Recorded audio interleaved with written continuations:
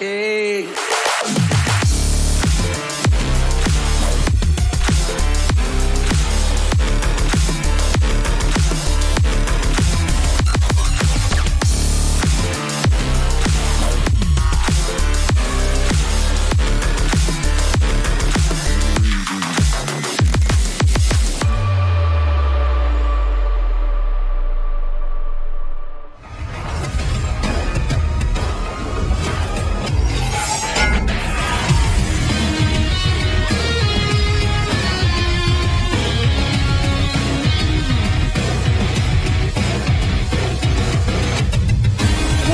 Everybody, welcome to the Almost Awesome Show, episode 24.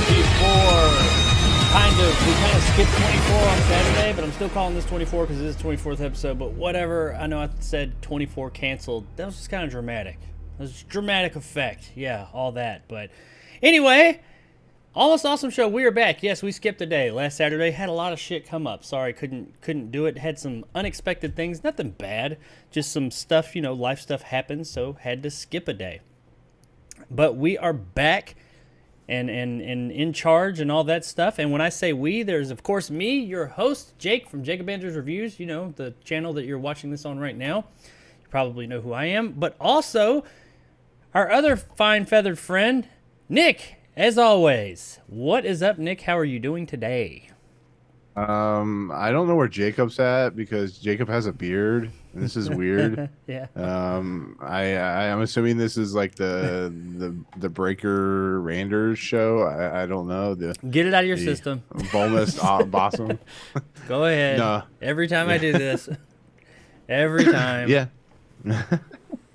Don't worry. If I were to shave my whole beard off, it'd be the same way. Like people were like, "What the fuck just happened? This guy's bald and has no hair." Well, shit. Yeah, I've kind of forgotten about it. I did this a few days ago. I've been getting this from a lot of people, and I've kind of forgotten that I've done it now. So every time somebody says something acts weird, I'm like, "What? Oh yeah, that."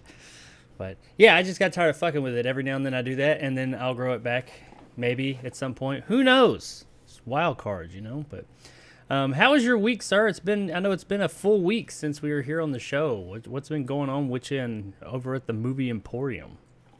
Nothing new or exciting. Work, getting ready to move, as I keep saying, at the end of this month. So I'll be going dark for a little bit with that. I do have a review coming on Friday of a thing I can't talk about because apparently they want to wait till Friday to talk about it, but I look forward to that. And then we have a really cool recording that you won't see for like 3 weeks coming up on Friday, which I don't want to spoil, and please don't spoil.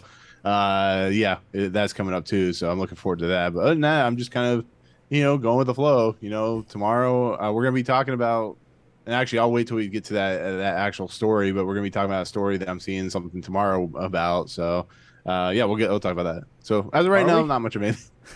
I think so. It's in your little thumbnail thing. So. Okay. I was like, I haven't even told you what we're talking about today. How do you know? I'm just psychic. It's a beard. I can now read your mind. Yeah. So. That was my mind reading blocker or something. Yeah. Anyway, we do. But since we did skip a day, I don't know if it's because I skipped a show or what, but this is going to be a long fucking show. I got a whole bunch of stuff for you guys today. Lots and lots of stuff. Stuff just kept happening. Like, there were stories, and I guess I could have taken some smaller stories away to make room, but I figured, you know what? Skipped a show, so have a little bit longer show. I say that every time I say, hey, this is going to be a short show, guys. It's a long show. So now that I'm saying, hey, this is going to be a long tomorrow show. Too. Do what? Tomorrow's the reveal of the Mario trailer. Oh, yeah. I was going to mention that. I had that in the story, but since there was nothing to really talk about for it, I figured we'd talk about it on Saturday. But, right. They put a poster up of Mario with his wrinkles in his pants and stuff like that. Chris Pratt's Mario. But I know you love Chris Pratt, so I'm sure you're really looking forward to that. Yeah. But we'll probably for sure talk about that on Saturday. But yeah, just a lot of other stuff. We've got quite a few stories to talk about today. A lot of small stories, normal amount of big stories. But I've got a review, a pre-recorded review that I already did. That will go live after the show. I've also got a movie that I guess we could call a review that you and I are going to talk about. You don't even know about it, but I know you've seen it, so we'll talk about it. I love springing this stuff on Nick, too, and he has no idea. You know what? Bring it, because that's when I'm at my best. When I don't know what I'm going to be talking about, I can usually just I can spitball and Oh bullshit yeah. and all kinds of great things. So Oh, good shit. that's how the fifth dimension keeps happening. I keep bullshitting and it works. So Well, that's how this show works too. But I also have we're going to be doing a trailer reaction. I don't know if you've seen this trailer, but it just came out today. I had not planned on doing that, and I just saw it, and I was like, "What's that?" And I clicked on it, and I was like, "Yeah, I want to talk about that." So yeah, we got lots of stuff to talk about. So I guess we should go ahead and jump into it because, like I said, this is going to be a long one. I don't want it to be too long though. And as we always do, the first thing that we're going, is there anything else? Anything else I wanted to talk about? I don't think so. Yeah, I guess that's it. But send all me right. money. So I no, just kidding. Well, yeah, I mean, always send us Send us send us money. money. Yeah. If you want to send us the monies, we'll take all the monies. Links in the description for sure. But yeah, as usual, let's start off with news bits. Those small little stories that don't quite deserve their own full-fledged story or not enough information for it. But we don't want to forget about them. We still want to talk about them.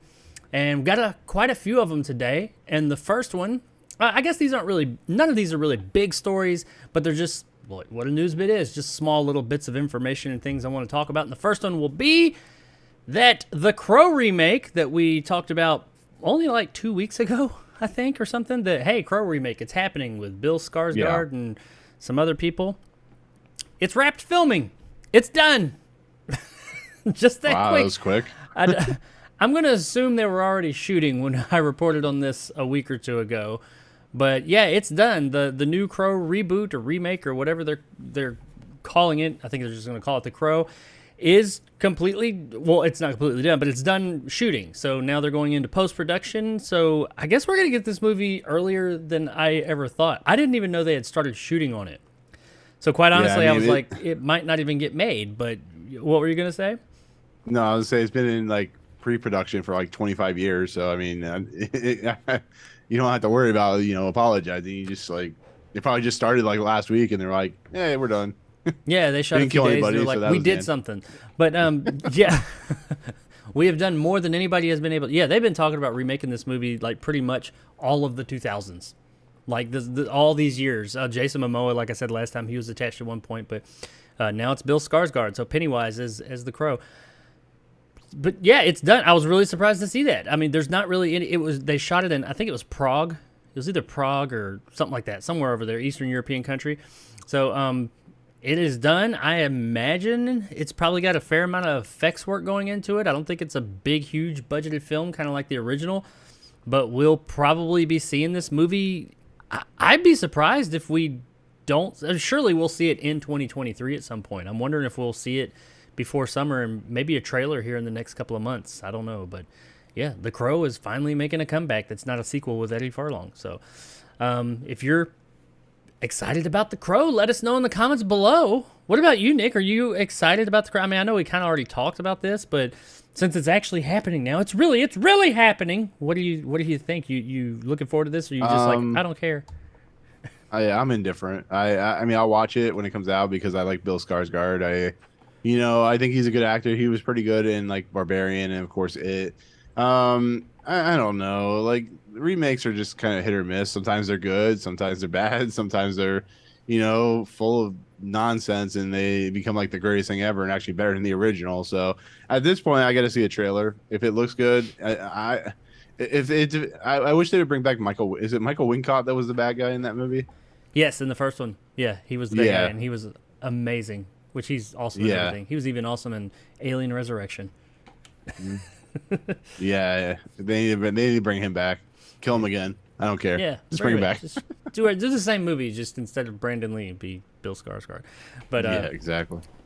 well, yeah, there it is. Nick's indifferent to it. I really like the first Crow movie. I did not like the second one, and the other ones I just don't remember. I don't think they're good either. I just know that Eddie The Furlong's one in with one Kirsten of them. Dunst was fine. I think the one with Kirsten Dunst was fine. The second one, I don't know what the hell they were thinking about that Yeah, one. the second one was terrible. Yeah, the one with Kristen, I think that's the third one with Kristen Dunst. I think it was okay, and it had I can't remember who the Crow or the Crow character was in that, but yeah, It's the Daniels. Yeah, but yeah, I remember thinking that one was okay. It was okay, but I mean, the first one, I Yeah. really do like that movie. I thought it was really cool. Um, I have no, I mean, I hesitate to say I'm excited about this movie, but I'm looking forward to. I'm interested to see what they do with it. Hopefully, it retains that kind of cool, gritty, and like a practical look. That's what I liked about the first movie.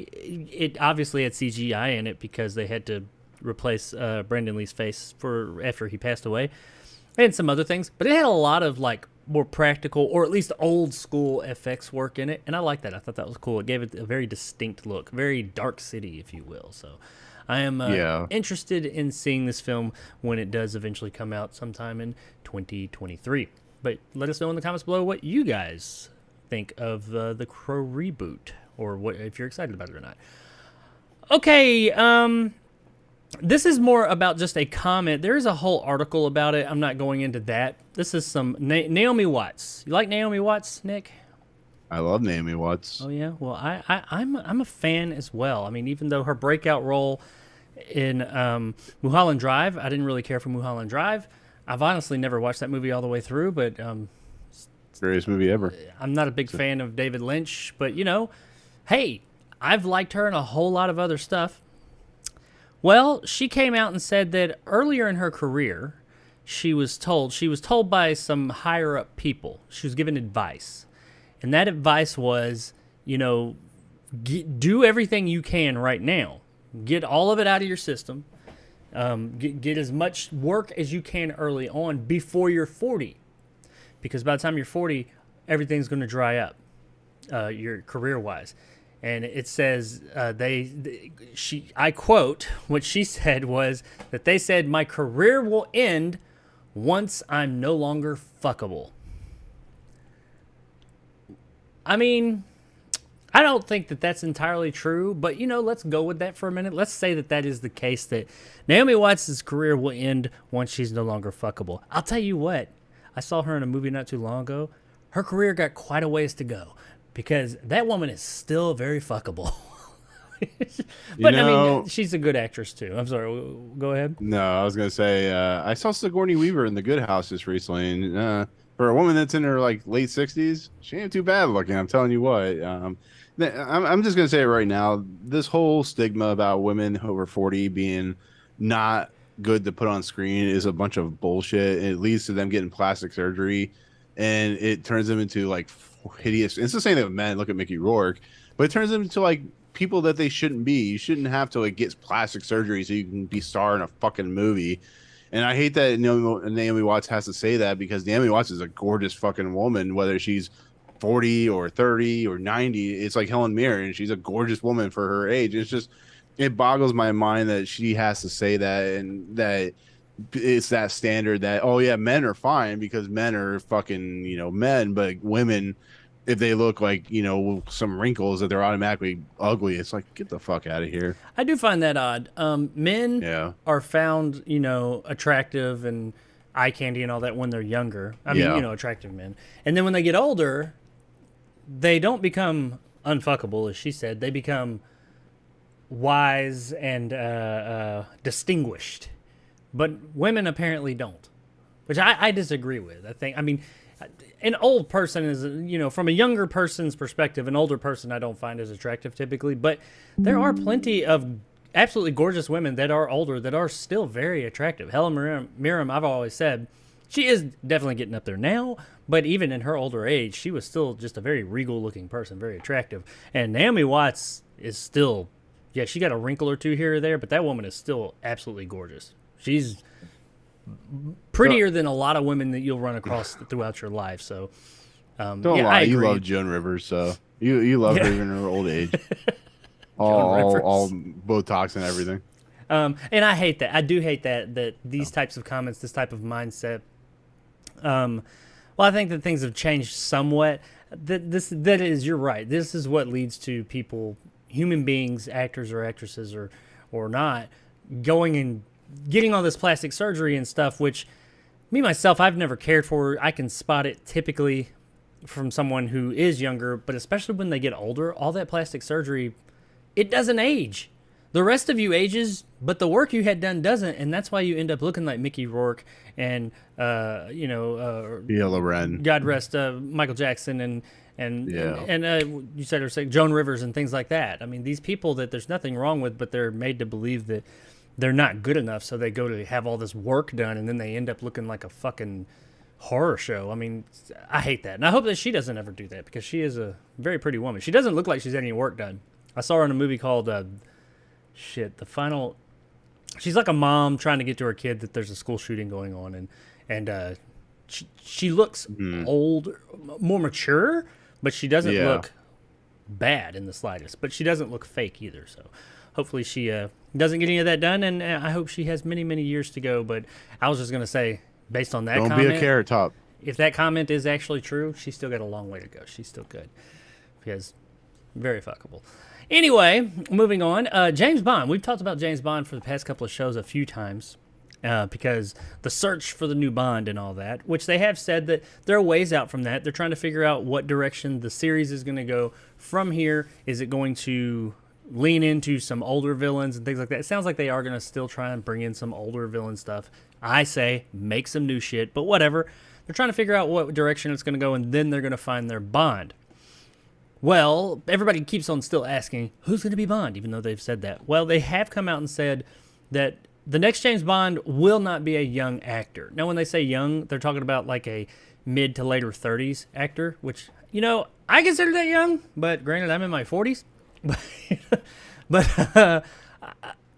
So they're pretty much saying that we're not going to get, even though Daniel Craig was in his 30s when he came on and he was considered young, but they're not going for a younger looking actor this time. They want someone who's been in the role. This isn't an origin story. They said that they're wanting someone who's a seasoned spy or whatever. This is not going to be a James Bond that's young and dumb and just, cocky. This is going to be the more traditional Sean Connery-esque James Bond that they're going for. So still no idea of who's going to play that role, but that is the direction that they're going with it. What about you and your relationship with James Bond? Do you prefer to see a younger, cockier, parkour-esque Daniel Craig James Bond or a more dapper Sean Connery James Bond?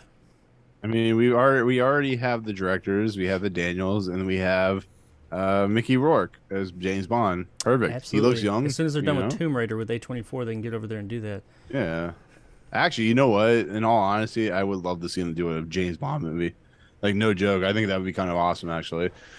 I know we joke about Daniels all the time, but that would be kind of badass because they know action pretty well. But it would have to be, if they did it, in all seriousness, if we're going to play with this real quick, it would have to be more of the 60s, 70s. Oh, yeah. Like, they could do that. Goofier James Bond, serious moments, but still kind of a more aloof James Bond and less of the Daniel Craig serious James Bond. Oh, so we have to have a farting corpse, is what you're saying? Yeah, and his penis points people in the direction that they need to go. I like I've always said, I'm like a lot of people. I just want to see a guy in the role who's competent. I don't want to see fucking, like Bad Bunny or fucking Justin Bieber or some of these Pete fucking Davidson young is James Bond. Keith Davidson. Yeah, there we go. I don't think they'll ever cast an American actor. It'll definitely be an English person. No, probably not. If that, I mean, I don't think they've.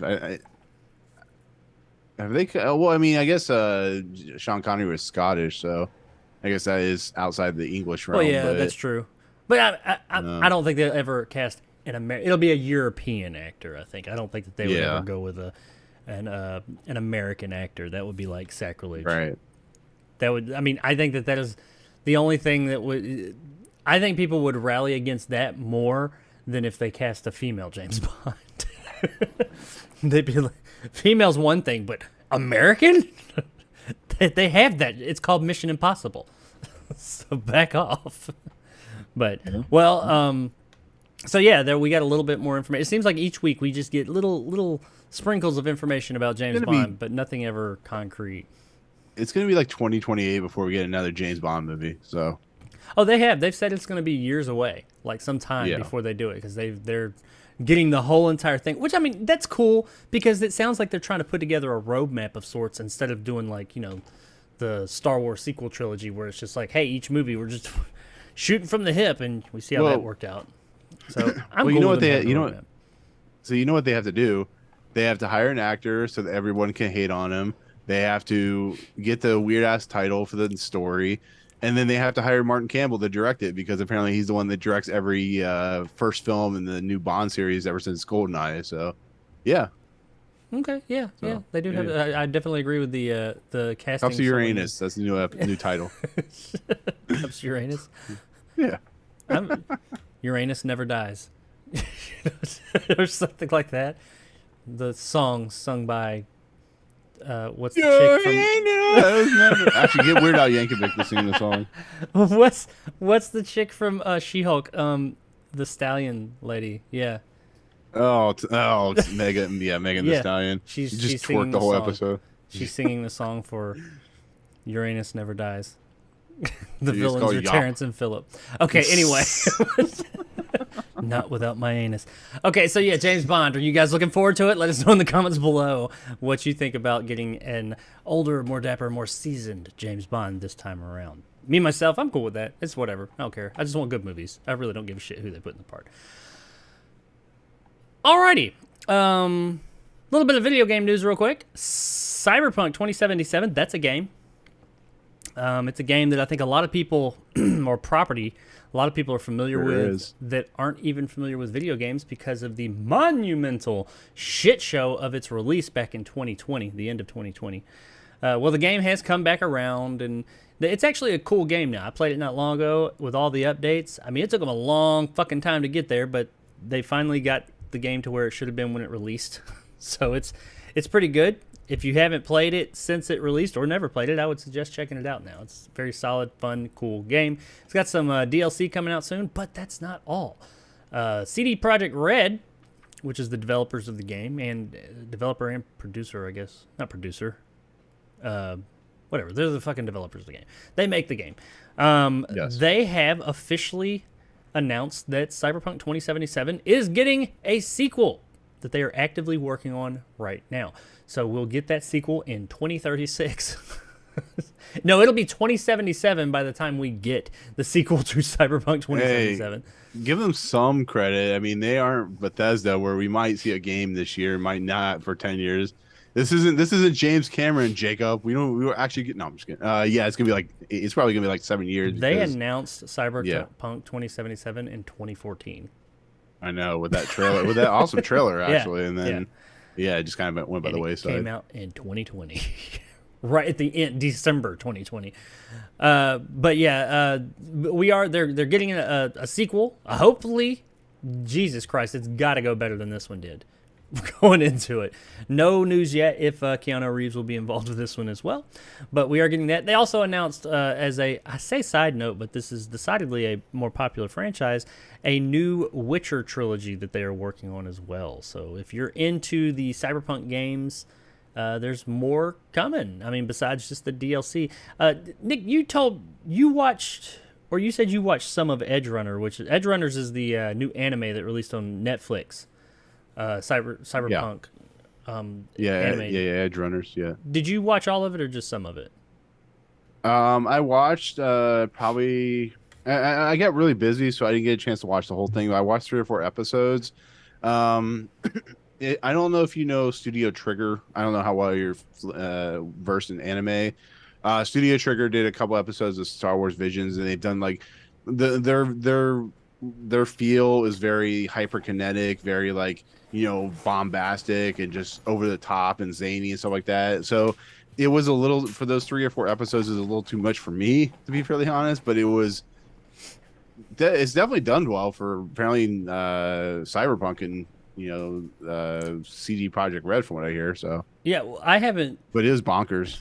Oh yeah, I'm not an anime fan. I mean, anime I'm okay with. I like some of it. I'm not a crazy anime fan, but I did watch like 2 or 3 episodes, and I liked it. But yeah, it is. There's a lot.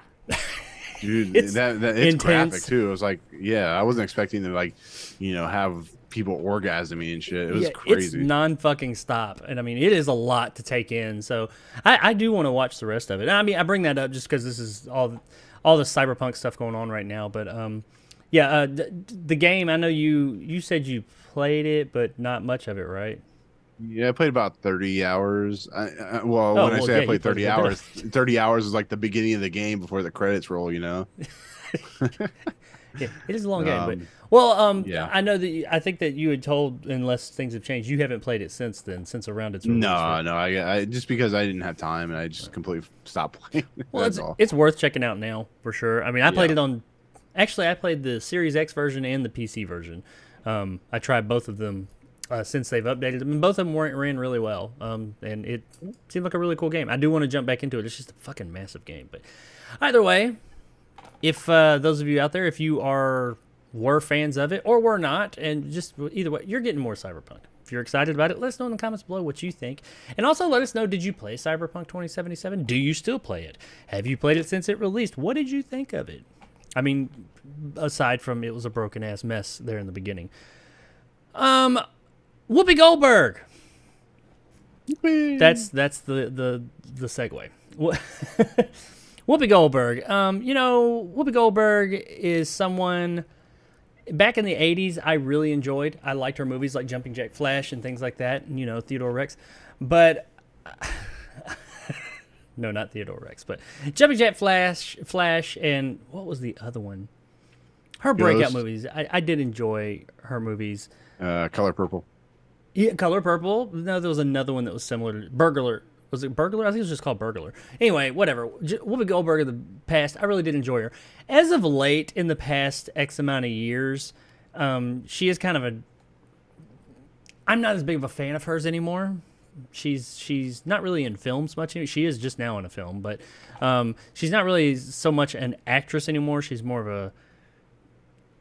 I don't know if I want to call her activist. She's on a TV show, and just whatever. Some people have very divisive. She's a very divisive person at this point. Well, she is. Besides the part that she just played in a movie called Till, I think, she is considering returning to another role, or returning to a role from her past that may make some people happy. Theodore Rex 2.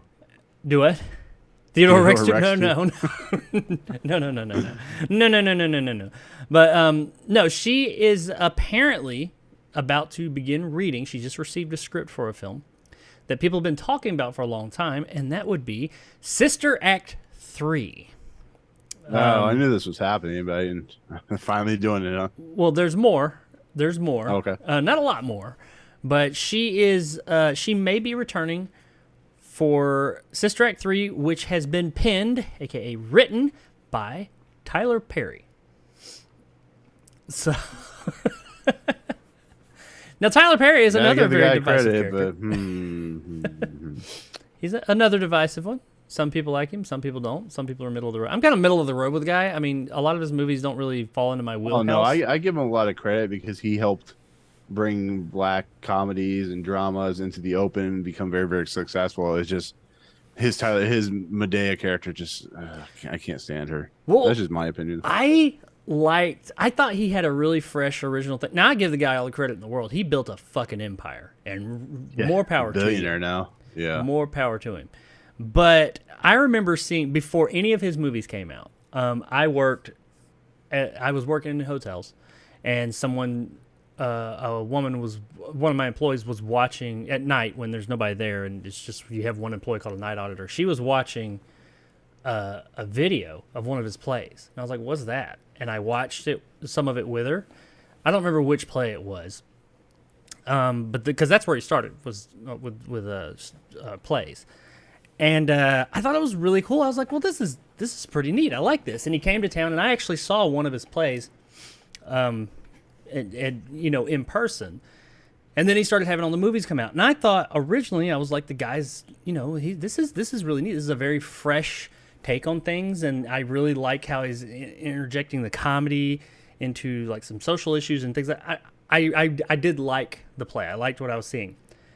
But man, he Disney'd the fuck out of that whole thing. He took it and he found something that worked, and he just went hard on it. But you know what? I can't hate on him too much because it's still working for him to a degree. I mean, people hate on him, but people still go and see his fucking movies. So good on him. As far as like Sister Act, I guess I could see him I just don't think we need a sister act. I mean, I don't Maggie either. Smith's like almost dead, and Kathy and Jimmy's like doing the hocus pocus, and then that really hot, attractive, whatever. She's the one that didn't look like a nun. I'm pretty sure she's probably like busy with her kids and stuff like that. So Yeah, I this is a Disney Plus show or a Disney it Plus is. movie, I think. So It's yeah, it will be a Disney Plus joint if and I'll it probably does go forward. I'll probably fucking watch it. I don't think we need it. I don't. I mean, Sister No, Act we 1 I don't. thought was great. I Oh yeah, From what I Harvey remember Keitel, back in the man. day, I thought it was hilarious. Sister Act 2, I remember thinking it was pretty funny too. But now, do we need a legacy sequel for Sister Act? I don't think so. I really don't. The whole Tyler Perry thing is kind of like, in all honesty, think of what Sister Act is. Yeah, he probably is a fit. Think back Well, to I what mean, Sister yeah, Act is. yeah. He probably is a fit for that, honestly, to a degree If at least. Medea doesn't show up, I'm gonna be disappointed. Yeah, She'll be one of the singers. she'll definitely be there. But I think he probably his stuff at times can be a bit more heavy handed than Sister Act was. But he's definitely a fit for that. Yeah. I think. But I don't know. Nothing's for sure. She says she will be reading the screenplay or the script this week or month or something like that. She just received it, and it's written by Tyler Perry. It doesn't say he'll be directing it, but it is written by him. So, yeah, if you're a Sister Act fan, there's a really good chance you're going to get some more Sister Act action here within the next, year or so. I don't know. I don't think we need this, but hey, let us know in the comments below if you think we need a Sister Act 3 and you are looking forward to Whoopi Goldberg's triumphant return to comedy. Because she ain't been funny in a long time. Ooh. Moving on to the next thing. Planet of the Apes. That's a franchise. That's a franchise that's grown quite a bit over the past, say, 10 years, thanks to certain Andy Serkis and Matt Reeves. Was it Matt Reeves? That wasn't Matt Reeves Not and Matt. Was it Matt Reeves? He did the first one. yeah, Matt. No, he did the first two or the second last two. two. War and Dawn. Yeah, Yeah. Dawn's was my favorite movie that year. Yeah, Matt. Yeah, it was Matt Reeves. Well, I always get Matt Reeves and what was the guy who did Kingsman? Matt. Fuck. I always get those two mixed up. Give me a second. I'll look. I it don't up. know why I Yeah. get them mixed up, but I always get them mixed up. But anyway, Matthew Vaughn. yeah, Matthew Vaughn. I guess because Matthew. I don't know. I don't know why I get them mixed up, but I always get them mixed up. Either way, Matt Reeves, of Batman fame, the Batman fame, he made the last two. That was an extremely successful trilogy. I thought it was fantastic. I've been a Planet of the Apes fan since the Charlton Heston films. I've got them all in a box set over here off screen. All of them except for the second one. It sucks. But all the other ones are awesome. Even in the old ones. I love the new ones. I hated the Tim Burton one. So now, and Disney, that was all through 20th Century Fox. But Disney, of course, acquired 20th Century Fox a few years back. And they were looking through their back catalog and said, hey, them Planet of the Apes movies. People like them monkey movies.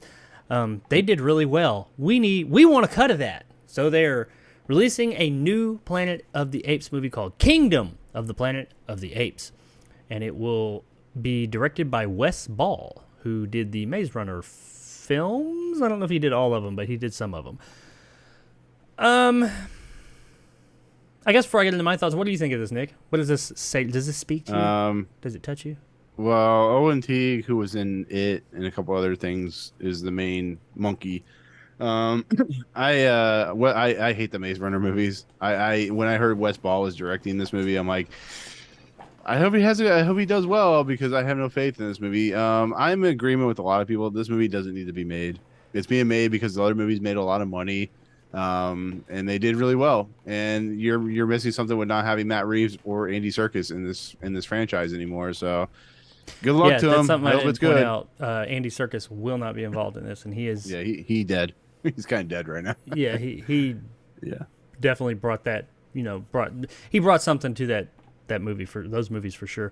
I don't know if this is an all new, like version, like new world, like if this branch, if No, this it's is a continuation. It is a continuation. Okay, so now I will say, do I think we need another one? No, I'd be fine with them ending where it ended. I'm okay with that. The other movies, there's 5 of the original movies. Now, not to say that the new movies follow the original movies in any way, shape, form, or fashion. They do not. But there's other stories that could be told in that world. But I don't feel like that's why they're doing this. I feel like they're doing this because of dollar signs. They're doing this because, money. Which, it's a studio. I get it. I'm not faulting them there. But I felt like the other 3 movies were made because the filmmakers had a vision. And they said, I have this story I want to tell and a love for this property, and I really want to tell this story. Not just to make money. It just worked out that, hey, they made a really good fucking movie, or 3 movies, and the movies were profitable. They made money. Imagine that. This one, I think it'll probably make money just because it has the might of Disney behind it, pushing it for marketing and whatnot, and also it's coming off of those other 3. But I don't know, man. I don't know where they're going to go with this, knowing what I know about the original films and their story arc, and this one, because the new trilogy, there are things that are pulled from the original films for the new trilogy, but they do not follow each other at all. Yeah. I don't know where they're going to go with it unless they shoot way into the future. They could do that, because that does happen in that film series as well. Actually, they go backwards. It starts in the future and then goes back in time, whatever. Unless it shoots into the future and shows how things are 100 years from now or something like that. I mean, it could be his son. It could be the hell was Andy Serkis's ape character's name? Caesar. Caesar. Yeah. It could be, it's like Caesar's son or something like that. And he does have a son in the originals. Yeah, as well. Yeah. Is it Cornelius? Cornelius is actually his. Is that his dad? Cornelius is Caesar's dad. Right. I can't remember what Caesar's son's name was. I can't remember. He did have a son. So I mean, maybe that. Who knows? Is this going to turn into like the Skywalker thing where everything's connected to them? It's like, my name is Cornelius Caesar. Yeah, I mean, I don't know. We'll see. My lightsaber. Either way, we're getting it. It's coming. I really like the Planet of the Apes of the franchise as a whole, plus especially the new ones. I will remain optimistic about this. The Maze Runner films, I enjoyed. I like the books. Yeah, I read them books. What? The films, I see that they. I bet you read the 50 Shades of Grey books too, didn't you? I did not. No. Damn it. My wife did, but I did not. I did read the Maze Runner books though, and I did enjoy them. And the movies I thought it was alright. It was fine. It is kind of concerning that Matt Reeves, because I think Matt Reeves definitely brought something to that franchise as well. There's Matt Reeves written all over that thing, so I'm wondering what direction they'll go with this. Right now, we have a picture that's like some concept art of a monkey on a horse and a ruined dystopian looking background, or post-apocalyptic rather. That's all we got, and a name, Kingdom of the Planet of the Apes. So at the moment, I don't have enough to go on to make a judgment at all. I'll just say I'm going to remain optimistic for whenever this movie comes out that it's good. We will see. But let us know in the comments below if you're looking forward to a 4th entry in the new Planet of the Apes franchise. I don't know, man. Because they switched studios and everything. Is it going to be like a big disconnect between the last trilogy and this new one? I don't know. We'll find out. Almost done with our news bits today. Armor Wars. The Don Cheadle, Rhodey, what's his name? Rhodey Rhodes. Is that his name? Rhodey Rhodes? Yeah, I'm just going to fall asleep during this one, so continue. Well, there's a TV show, or a series, a Disney Plus series for Armor Wars, which is the character of Rhodey from Iron Man and the MCU. What's his name? War Machine. Yes, we'll go with that.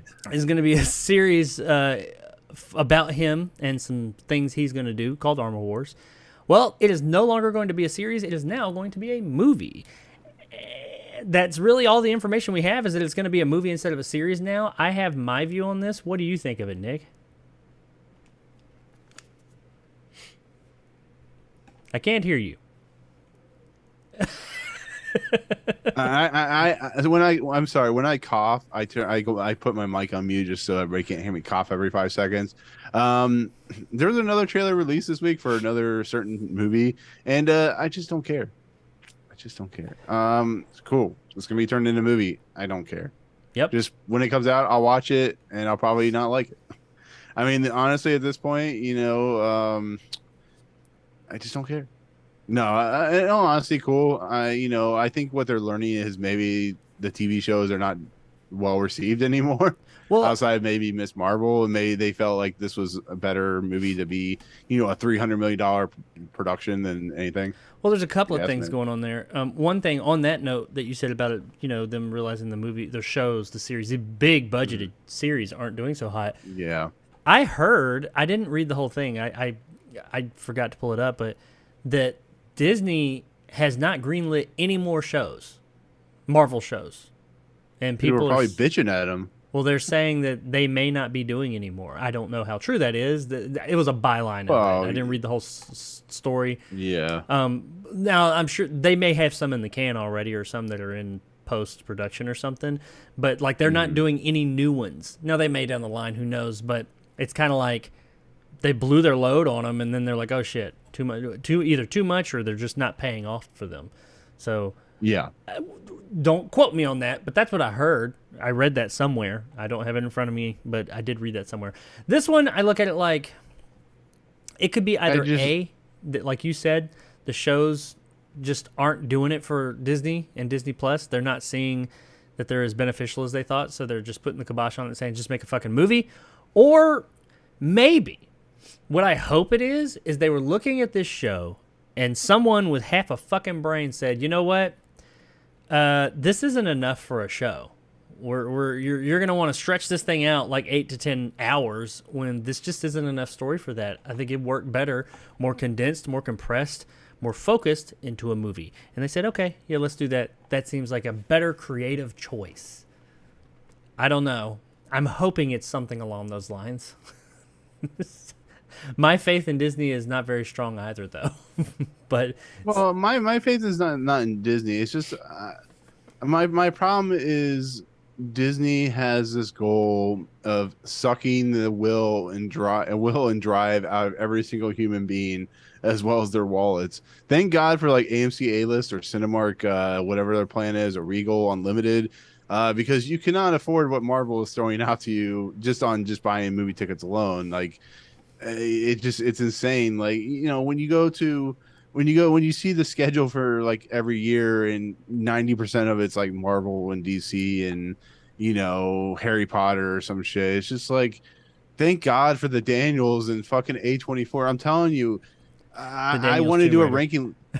Yes, thank God for that too. But no, in all honesty, it's like, thank God for A24 this year, because my whole entire top 10 list is probably gonna be A24 films, just because I am so sick and tired of big budget films. Like I can't think of a big at this point, because I'm really tired, but I can't think of a huge big budget film outside of maybe outside of Top Gun and now Tom Cruise's Big Dick movie. It's just, I can't think of another like big budget movie that I'm really excited for. Mostly it's just smaller films. I can think of one, but I'm not going to say it. I think everybody knows which one I'm Well, if it's Thor Love and to. Thunder, no, it's not out yet. It's not out yet. The movie this year that I'm looking forward to. Oh man, I was speaking of, I was listening to a podcast that was talking about if that particular series is still relevant or not. It was quite interesting, so we could have an argument about that. Well, we're going to talk more about that particular series in a little bit, so I won't bore everybody. I figured as much. But yeah, Armor Wars, it's going to be a movie now. I'm kind of with you on that. When it comes to Marvel movies now, I just don't give a shit. They have not, since Endgame, besides the two Spider-Man movies, which the first Spider-Man movie, no, not the second Spider-Man movie, which came out right after Endgame, was okay. It was fine. It was fun. It was regular Marvel. And then the last one, which was, I did enjoy No Way Home. I thought that was really good. But these were all Sony flicks that Marvel was included. It was Sony had influence on that as well. So I gotta say that since the only two, in my opinion, standout Marvel movies since Endgame, which was that was 2019, have been the two that Sony was involved in, I gotta say that maybe that had something to do with it. Marvel themselves, I just don't have a lot of faith in. And this particular show is just like, maybe it'll come out and it's great, or movie rather now. Maybe it'll come out and it'll be great. I am hoping that is what it was. Is they just said this isn't enough for a show. Let's do a movie instead, and maybe it'll be awesome. Maybe it's plenty for a movie, but we'll find out whenever the hell it's coming out. That I don't know. They have not shot one single frame of this shit, but it's eventually we're gonna get Don Cheadle's movie. Let us know in the comments below if you're looking forward to Armor Wars. Hope so. Last little news bit of the day: Rust, the Western movie that was being made about not quite a year ago, I guess, and unfortunately, I think her name was Elena Hutchins, is the director of photography. I think she was. Yeah, Elena Hutchins. Yep. Yeah, she was fatally wounded, shot in the making of it because of, I don't know exactly what it was. If it was a real bullet or if it was a claw, whatever. Alec Baldwin fired the round and it killed her, unfortunately. No, I don't think that he did it purposely or anything like that. There's a whole lot of, we're not going to go down those rabbit holes, but there's a lot of stuff that was going on in this movie that has come to light on the set, people not being safe and things like that, and just all kinds of stuff. Look that stuff up on your own, make your own judgments there. But it was reported a few weeks back that Alec Baldwin and some of the other producers and people involved in this whole thing were being taken to court over the situation. It seems that they have settled. Alec Baldwin and the Rust production has settled with the Hutchins family out of court for an undisclosed amount, and the case is going to be dropped now. So they are scot-free. They paid them off, essentially. I mean, that is exactly what that means. They gave them whatever amount of money. They kept on throwing numbers at them until they said, okay, fine. That's unfortunate, but it is what it is. I mean, that's all a court case would get them anyway, unless they took them up on criminal charges, which it was going to be difficult to make criminal charges stick in the case like this anyway, because so many people were involved. No, I do think some stuff, if you look into it all, there was some stuff, lots of people pointing fingers and accusations.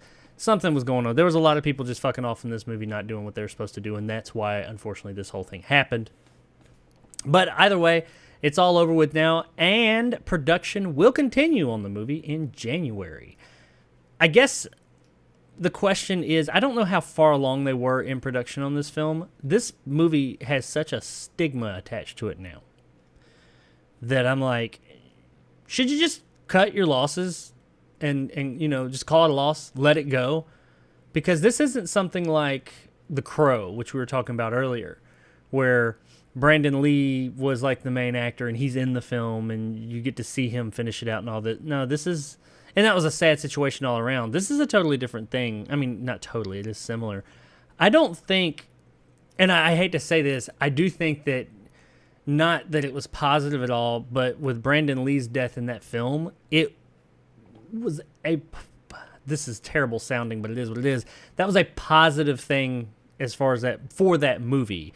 That movie was a lot more popular than it would have been if he had not passed away on it, unfortunately. That is what it is. Yeah. I'm not saying it's a good thing, but it is just that was the big story about that movie. I remember when it came out in 1993, everybody was talking about this is the movie that he died in, and it died while it was happening on the making of the film. That is what got that movie's name out there. It probably would have been successful without that happening, but I don't think it would have been nearly as successful had he not passed away on it, unfortunately. I don't feel like this is going to have the same thing. There may be people that go see this movie. I feel like this is going to get more of a backlash. I felt like with The Crow, it was an accident, but there was no one to point the finger at, and people didn't feel like it was any one person's fault on the film, and it was kind of like a, hey, we finished this for him thing. This one, I don't know. If I was involved with the production, I'd be like, I don't want to do anything with that. I'm going to, either I'm bowing out or I say we just let this thing go. What do you think? I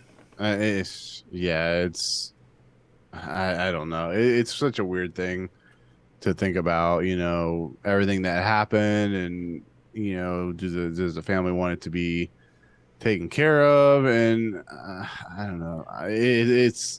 Either way you slice it, it's going to be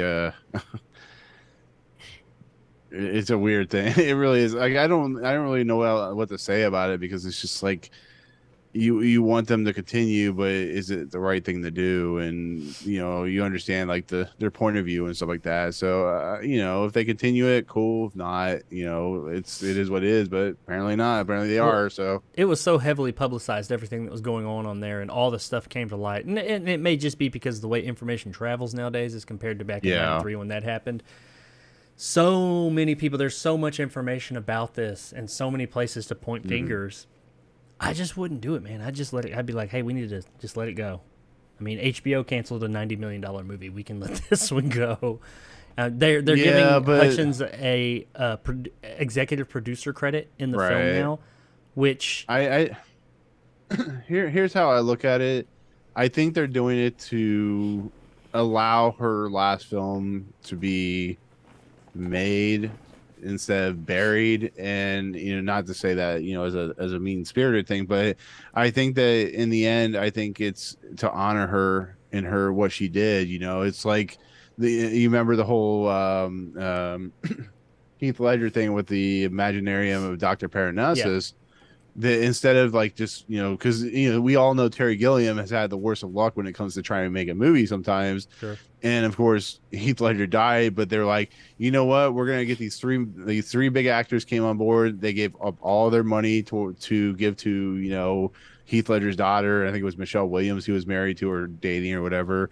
And I think it's I think it's the right thing to do. It's not my place to say, because if it were me, it would have to be a basis scenario. I mean, it's a fucked up situation. I don't entirely think it's Alec Baldwin's fault, even though he's producer.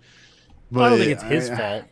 I think it's a lot of different. Just the whole production was a mess. The way that they were. I mean, from what I've seen or heard, it just seems like there was no safety going on. People were playing around and all that. It just seems like they were just not being safe, and she paid for that. Mm-hmm. And I don't know. I don't know. Some people, Alec Baldwin's the biggest name on there, so everybody's like, and he pulled the trigger, but that doesn't mean it was his fault. I don't think that was solely his fault. Well, he like was the a whole producer. Brandon Lee thing. It wasn't the guy who pulled the gun trigger's fault. It just was like a tragic accident that happened. Yeah. And I think if you blame anyone, you have to blame the prop master for obviously not checking the gun properly. You can see the video of her right after. I said I wasn't gonna get into all this, but there's video of her right after it happened of them questioning her. Yeah, just go watch that video and you make your own distinction of what you think of that person. But he was a producer on the film. I mean, I'll say that, and the producers are kind of like supposed to be in charge of everything, but that's why they win the best picture when the movies win it. But I don't know. Once again, there's not a person, a single person. The prop master is probably the one that's the most single person to point at. But I mean, there's a lot of people, a lot of things that go into it. I guess that the only thing I'd wonder before we get out of this is how far along was the movie? Like, if it was almost done, like if the movie was like pretty damn close to like 80% done or something, I'd be like, okay, I get it. Because that would be kind of like, hey, this is our final film. We want to put this out there.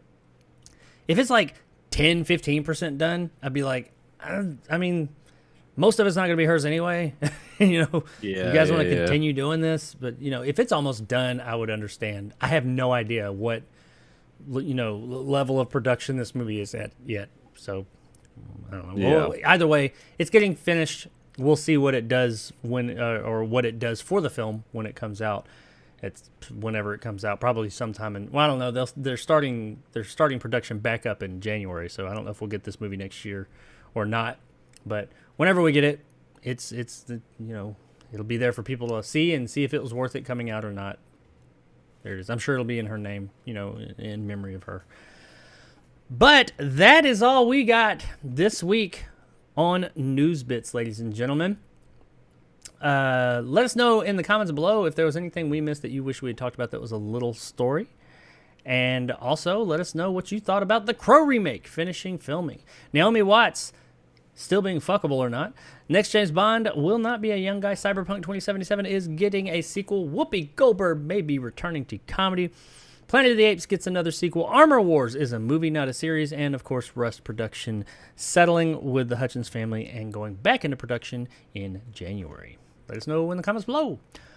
Okay, let's move on in to we are an hour into this thing. I don't think we've been recording that long, but let's move on into these other stories. Did you record this time? Yes. We'll move on into our other stories for the show and our other little things that we got going on. None of these stories are like really super long. I will say that. I don't think. These are all not small, but smallish stories. No huge ones. I know there's one in particular that Nick wants to talk about. We'll talk about that in a minute. Yes, but it's the porn. The porn? Yeah, it's about the porn. Yeah. Let's jump into our first story of the day. And we're going to talk about PlayStation for a minute. A little bit of video game news. PlayStation Stars, to be more specific. What is PlayStation Stars? Have you heard of PlayStation Stars, Nick? I have. Oh, yeah. Well, let's talk about PlayStation Stars. Let me let our other viewers know what PlayStation Stars is and then explain something that PlayStation Stars is doing. PlayStation Stars is Sony's new loyalty program that anybody with a PlayStation account can join and will roll out to North and South America on October 5th and Europe and Australia on October 13th. Players can earn digital rewards for completing campaigns, playing games, and earning specific trophies. The program has 4 tiers, and members are able to access higher tiers by earning 128 rare trophies and buying at least 4 games from the PlayStation Store as they go from the starting point of level 1 all the way up to level 4. Now, this is not unheard of. This is actually, Microsoft does a thing like this. They have actually two programs like this. They have one specific to their Xbox, and they have one that's just kind of across the board. I can't remember what they call it. I'm a member of it. Like every time I search something on Bing or something like that, which is built into my computer, I get points. When you do games, it's pretty much the same thing. When you do things within their ecosystem, be it the Xbox or Windows, and here, PlayStation, you get points or something. You can reach up to different levels and things like that. You can spend those points on real world things and et cetera, et cetera. So it's fine. I mean, that's cool. That's a good idea. Took them a while to get there. It's free. It's free. It's just you get it. I think you might have to sign up for it, like go and put your name down or something. But well, it's not to Facebook or something. No, you don't have to pay for anything though. I mean, to be a part of it, you don't have to pay for anything. Now, as I said, to level up, if you will, to level 4 or some of the other levels, you do have to pay. You do it. One of the things, besides just getting trophies and achievements in their games, is you have to buy PlayStation products. You have to buy the games. You have to buy other things within their ecosystem. Fine, that's whatever, no problem. Well, with a level 4 membership, which is their top tier, I believe is what they're saying, users will also be given priority in the chat order when they contact customer support. The move has drawn criticism from PlayStation members in Japan, where the service launched this week, who say that the program should offer equal customer support to anyone calling in, regardless of how much cash they've spent on Sony products. Now here is where Sony goes and fucks it all up. Because how the fuck are you going to charge people for better customer support? Especially when you are... Your customer support shit. Yeah, especially when you're PlayStation, and they are known, say what you will about PlayStation, be a fan, a fanboy or not, their customer support is known for being absolute shit. Like, it's bad. They're hardcore fanboys, like the toxic fanboys will even admit, you can see videos of it and everything, how when you call them, it is a shit show. They're terrible. So now they're telling you, hey, we're going to give you better customer support, but you got to pay for it. The fuck? I'll tell you what, I had, I can't remember if it was a PlayStation 3 or PlayStation 4, shit the bed. I called them up, and they started to blame me for the reason it shit its bed. I'm like, dude, I just bought this fucking thing. And they're blaming me for it being broken, and they didn't want to replace it. I'm like, well, I mean, I can always contact my lawyer and replace it, and I got to replace them, but it's just like Sony that kind of shit where you try to get your money back on it, like a game. It just was a shitty game, and they didn't want to give you your money back for it. You know, unlike Steam, where you play 2 hours and they'll get, like, as long as you don't play over 2 hours, they'll give you your money back. Yeah, PlayStation's like, go fuck yourself. You bought the game, go fuck yourself. I don't know about Nintendo, but I know that Microsoft has, because that was a big thing when Cyberpunk came out. A lot of that came out because on the Microsoft Store, or Steam, Microsoft Store, Xbox Store, there are you can return a game.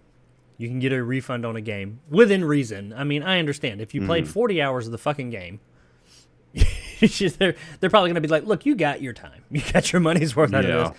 But if you played a couple hours or if you didn't play it at all or whatever, they will let you, no questions asked, get a refund. PlayStation? Fuck you. They will not. Cyberpunk was the one. Actually, there was a class action lawsuit lobbied against them. I don't know what happened of it. Because there were people that hadn't played the game at all or played it very little, and that game was known to have major issues. And people were saying, hey, major issues. I want to return this. And they were saying no. Just no. They will not give you your fucking money back. Nope. They ain't coming off that money, which blows me away. And plus, just getting somebody on there apparently is a nightmare. I honestly have never dealt with them, but I'm just going off of what I've heard from other people. Just their customer service is a fucking nightmare. And once you do get somebody, they ain't doing shit for you, really. Well, now, apparently, I don't know if you'll just get somebody faster or if they'll be nicer to you. If you pay, for their shit, you can get better service. So, yeah. You go from waiting like 3 hours to waiting 2 hours, Yeah. Sure. And you still end up with the same shit service? I don't know. Yeah. This is fucking ridiculous. This is insane. Who over there thought, man, these motherfuckers are crazy over there. Who thought this was a good idea to offer better customer service if you pay more? The whole stars thing, because that tarnishes their whole entire PlayStation Stars, like, loyalty program. Like, it sounded good. Everything sounded good up to that point. I was like, hey, good on them. It took them a while to get there, but hey, they're doing something that's pro-consumer. Of course, they got to throw some bullshit in there at the end to fuck it up and make it not pro-consumer anymore. I mean, I guess it's pro-consumer in the way that they want you to spend money, but I mean, it's kind of anti-consumer because everybody else gives you this for fucking free. What the fuck? This is fucking ridiculous. This is why I can't fuck with these people. I mean, I like PlayStation. I got a few of them, but this is some bullshit. Call it, if you're a fan, it's okay to be a fan of something and say, that's some bullshit. So, I don't know anybody clearly, who can say this is a good thing. Well, clearly the new PS5 is modeled after the Eye of Sauron, so and there's your answer. Yeah, it does look like fucking the tower with you need a little eye on Sauron top. up there. Yeah, They just need a little eye above it. I guarantee there's a custom console out there like that. Yeah, they are. They're like fucking Sauron, but they're gonna, I don't know. They keep doing shit, man. Eventually, they keep doing shit like this. They're already losing mind share. They're just gonna get to a point where it really cuts into their profits, and that's when it's gonna matter to them. But then it's too fucking late. Damn. I don't get how they make so many stupid fucking decisions. This is a good thing. This is a good fucking thing. You had to fuck it up there in the end. What the hell? I don't know. Not like I said, this isn't a long story. There's nothing to say about it because they haven't come out and said they're going to change it. It's just, it just is what it is. You want better service? Pay, bitch. You got to buy shit from their store. If you buy enough shit and play on their ecosystem enough, you can get better service. The fuck?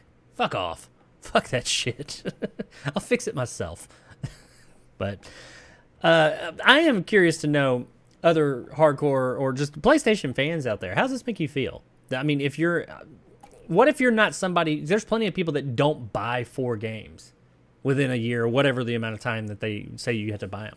There's people that only buy like 1 game every 6 months or even a year. They just don't game that much. If you had a problem with your console that you bought with the same money that of anybody else and you called, and just because you didn't pay as much money as someone else on like games and their products, now they get ahead of you. They don't have to wait as long as you, and they get better service than you, some like diamond tier service or something. How's that make you feel? That's got to make you feel like, what the fuck? But let us know in the comments below, I guess, what you think of PlayStation more or less charging for customer service. I'm sure there'll be some defenders that'll say they're not charging for it. You just did this. It's a benefit. It's a fucking benefit.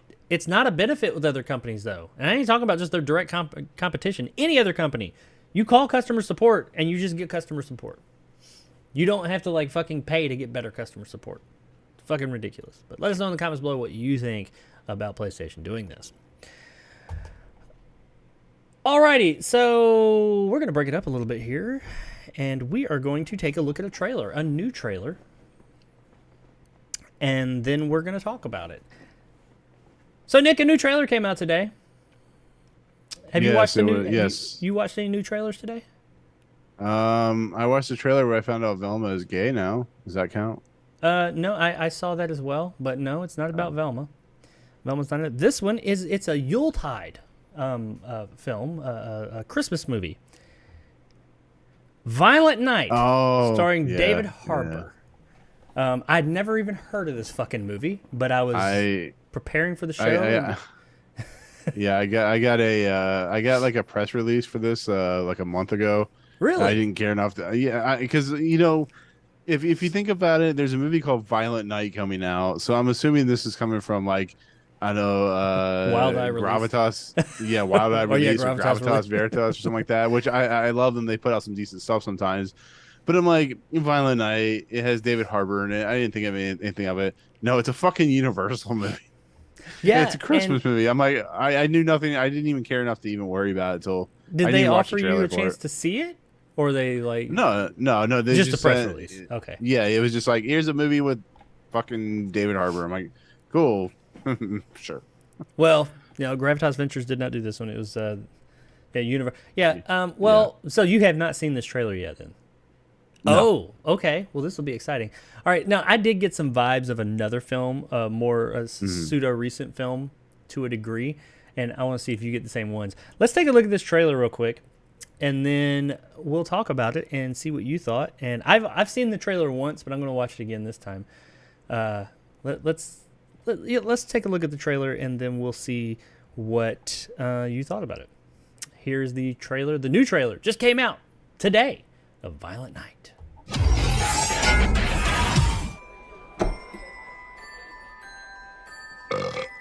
You ain't driving, are you?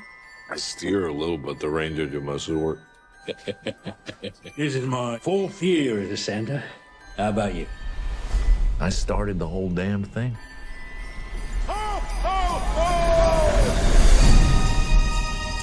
It's Christmas! We decided that you could have one gift. Early. What is it? That is a direct hotline to Santa Claus himself. I can talk to Santa. All right, revelers. Welcome to your worst Christmas ever. Let's go!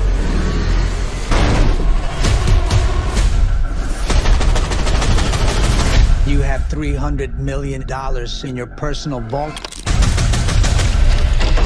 That's what I want for Christmas.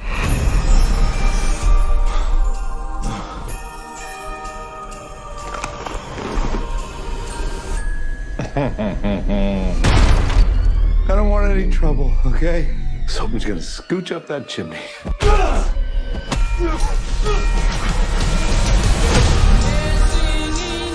Who is he? Because he's not your typical mall Santa. Santa, are you there? Daddy said you were very busy tonight. My name's Trudy Lightstone.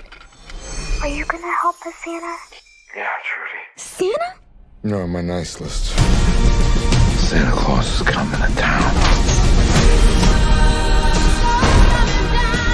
Time for some season's beatings.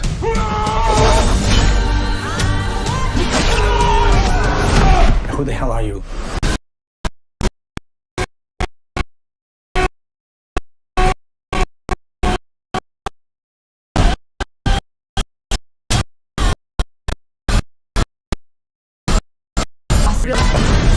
That's naughty! And what do you do to the naughty ones? I give him a lump of coal. Where is it? I gotta watch. I believe in you, Santa.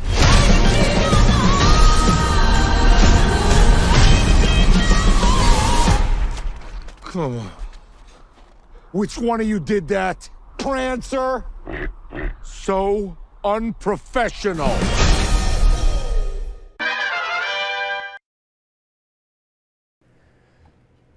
So there it is, ladies and gentlemen. That is no. I almost called it the wrong thing. That is Violent Night. New trailer. David Harbour as Santa Claus. That's Nick, what'd you think? It looks cool. It looks cool. Like I said, we'll see. And when does it say when it comes out? December 2nd. Okay. Well, I mean, I'll watch it. I'm all about, crazy fucked up Christmas movies like Krampus and, rare exports and stuff like that, Bad Santa. So, you know what? If this is just a good old, Die Hard Santa movie with some really fucked up kills and David Harbour definitely trying not to be like a badass fucking Hellboy or something like that, just being cool, hell, fuck it. Give it to me. No, Give it we're to not me going to now. talk about David Harbour Hellboy. That was terrible. But yeah, I thought I was getting. You and I talked about it briefly, but Fat Man vibes, but also Fat Man, like the idea of Fat Man, but the tone of the. You actually said this, and I was absolutely spot on. The beginning of Scrooged. Yeah. With Lee Majors as Santa Claus, and You've been a real good boy this year. Yeah, you sure have. I was definitely getting those vibes from this trailer.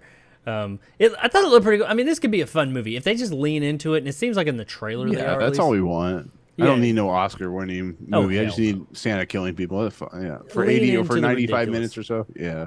Yeah, he's stabbing people with like candy canes that he's like made into a spike and stabbed him in the face and stuff. That looked pretty cool. This could be a good time. I think it could be pretty cool. Not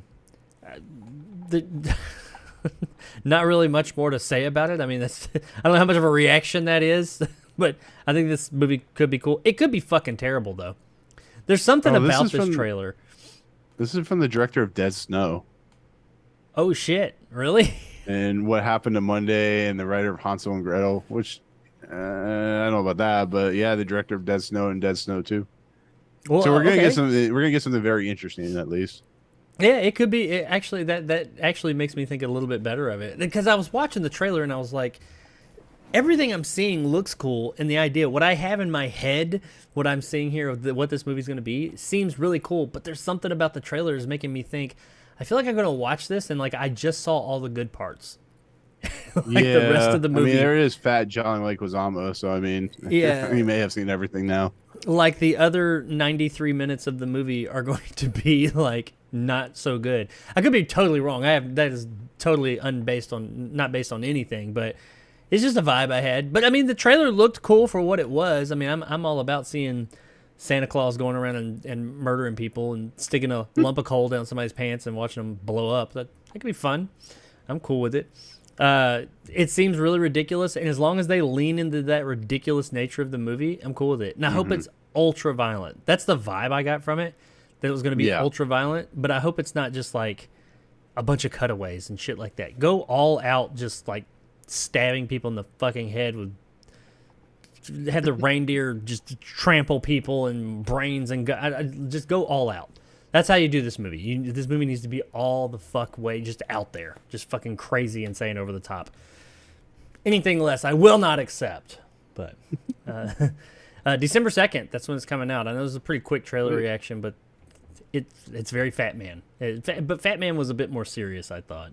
It was a serious movie in a ridiculous world. But I'm down with this if it's cool. But you guys let us know in the comments below what you think of the thought of the trailer for, I keep wanting to call it Fat Man, of a Violent Night. Catchy, that's kind of a neat little name, but Violent Night. Let us know what you thought of it, if you're looking forward to it, if you think this could be cool, or if you think this is just going to be another dud. Alrighty. On to our next story of the day. Before we get into... Let me look down the line here. Oh yeah, we got a few things. Oh, by the way, while you're working on that, Fright said, "I'm saying get the Santa Claus as the new 007," and I responded, "Hell yeah, Santa Claus 007." Double ho ho 7. Yeah, 007. We need to make this happen. Fan film, everybody. Let's get together and make it happen. Crowdfund it. Somebody get David Harbour on the phone, and the Daniels too. All right. Anyway, all right. So this is one that I don't have as much as far as the movie itself, I don't have a lot to say because I haven't seen it, but I know you have, and that would be Bros. New movie came out last week, I believe it was. Billy Eschner, is that how you say his name? No, Billy Eichner. Eichner, okay. Just call him Timon. We'll just go with that. Okay. Well, Billy Eichner. No, yeah, Billy Eichner. Yeah. Had this new Bros movie. It was a LGBTQ, I guess a rom-com is what I'm hearing. Yeah, it was like they're calling it the first gay rom-com to be produced by a major studio, which I don't know what that means, but sure. Well, that's part of the problem, and I don't mean that what you think. Let me finish real quick, because we're not going to talk about the movie so much and whether it's good. I mean, I'm going to ask you that in a minute, but we're going to talk about that Bros is apparently a box office bomb. But why? Why did it bomb? Well, Billy Eichner's Universal-backed comedy Bros flopped at the box office during its opening weekend with a $4.8 million bow over the weekend, about half of the $8 to $10 million the studio had projected. $4.8 million for a new movie, a major studio-backed movie, that's low. That's real low. Not good. Now, there's a lot of reasons been thrown out there as to why that is, and I wanted to just touch on that to see, what we thought. Now, if you ask Eichner, he went on a now viral tweet or rant. I don't know if it was a rant. It's not really a rant. They labeled it a rant. I mean, the verbiage in it doesn't come across as a rant, but he had a take. He had his view as to why it didn't make it. And he said on Twitter, even with glowing reviews, great Rotten Tomatoes score, and a cinema score, etc., straight people, especially in certain parts of the country, just didn't show up for Bros. Eichner wrote, and that's disappointing, but it is what it is. Now, so a lot of people are saying that pretty much straight people didn't want to see this movie, and that's what killed it. I mean, before I get into this next part, maybe, I don't know. I mean, I'm not going to say that that's totally true, but I mean, yeah, you made a movie that is very specific. And I mean, I guess one could say that, well, movies that are about a man and a woman romance comedy, they're very specific. But the fact of the matter is, and I am not like putting anyone down. I don't care what people do or what your sexual preferences are. But the fact of the matter is the majority, the vast majority out there are straight or whatever you want to label them. So yeah, obviously there are going to be more movies that pander, if you will, or that focus on that relationship. When you release a movie that is not the majority, it's probably going to be lower. There's going to be less people that are interested in seeing that relationship.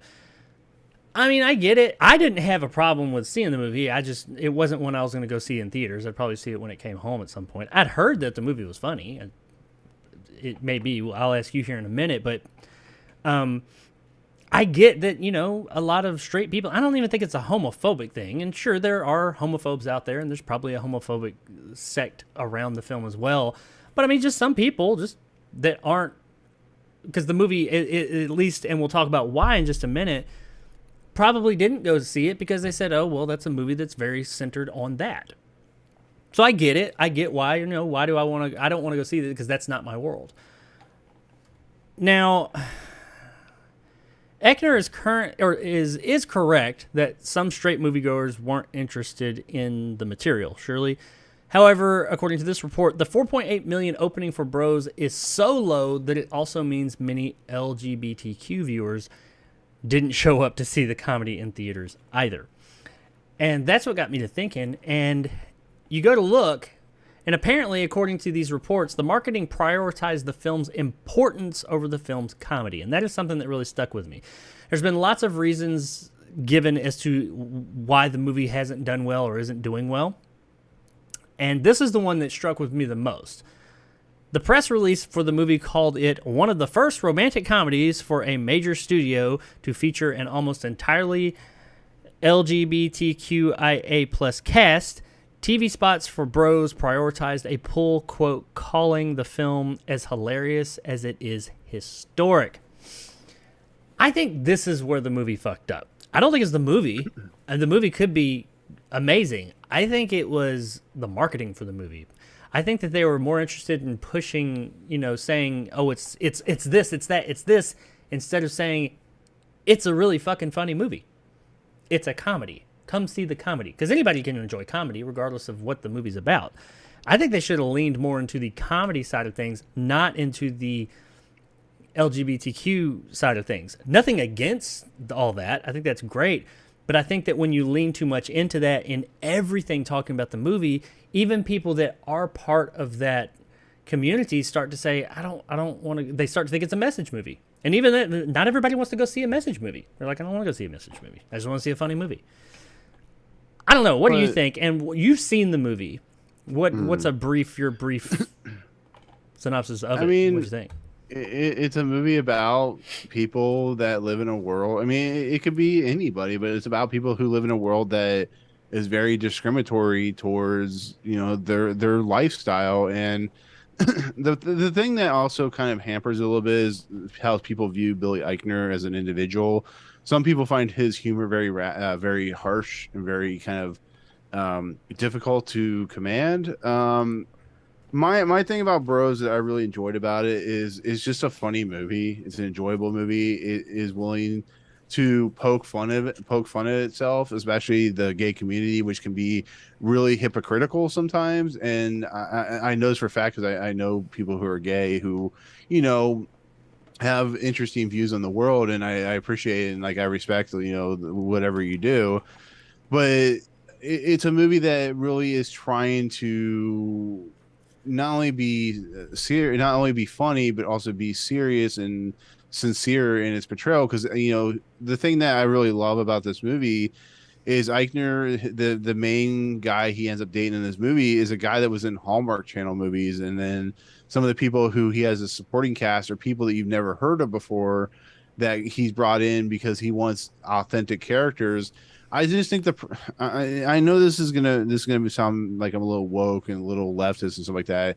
I just don't think people are ready to see a gay comedy like this. Like when you think of a movie like this, like it's an actual realistic comedy. Yes, it does go above and beyond some of the things, but it's pretty realistic. This isn't The Birdcage. This isn't La Cage off or whatever that French or British comedy series was.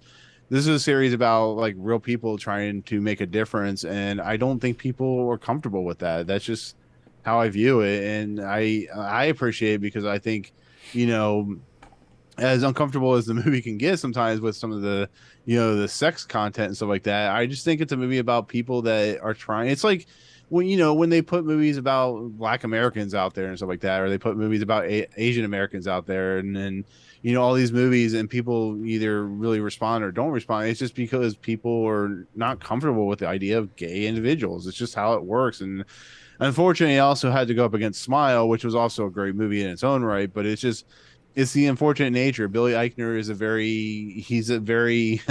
he's very push forward, like somebody like Russell Brand or who's that British guy, the one that hosted the Golden Globes, Ricky Gervais. Yeah, I keep hearing about this guy Andrew Tate as well. These are people that like push the boundaries and are willing to push the envelope, and they're also people with a lot of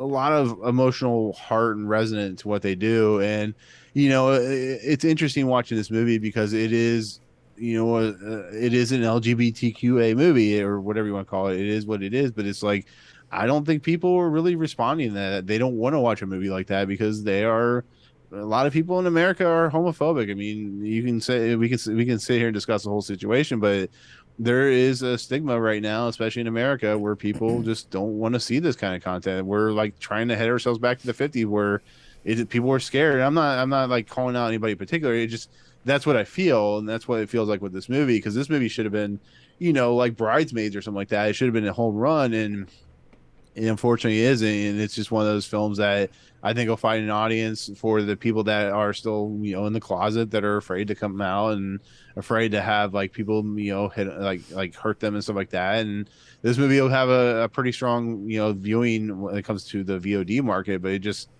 is what it is, unfortunately. So that's how I look at it. I'm not saying that if you're not comfortable with this, you're fine.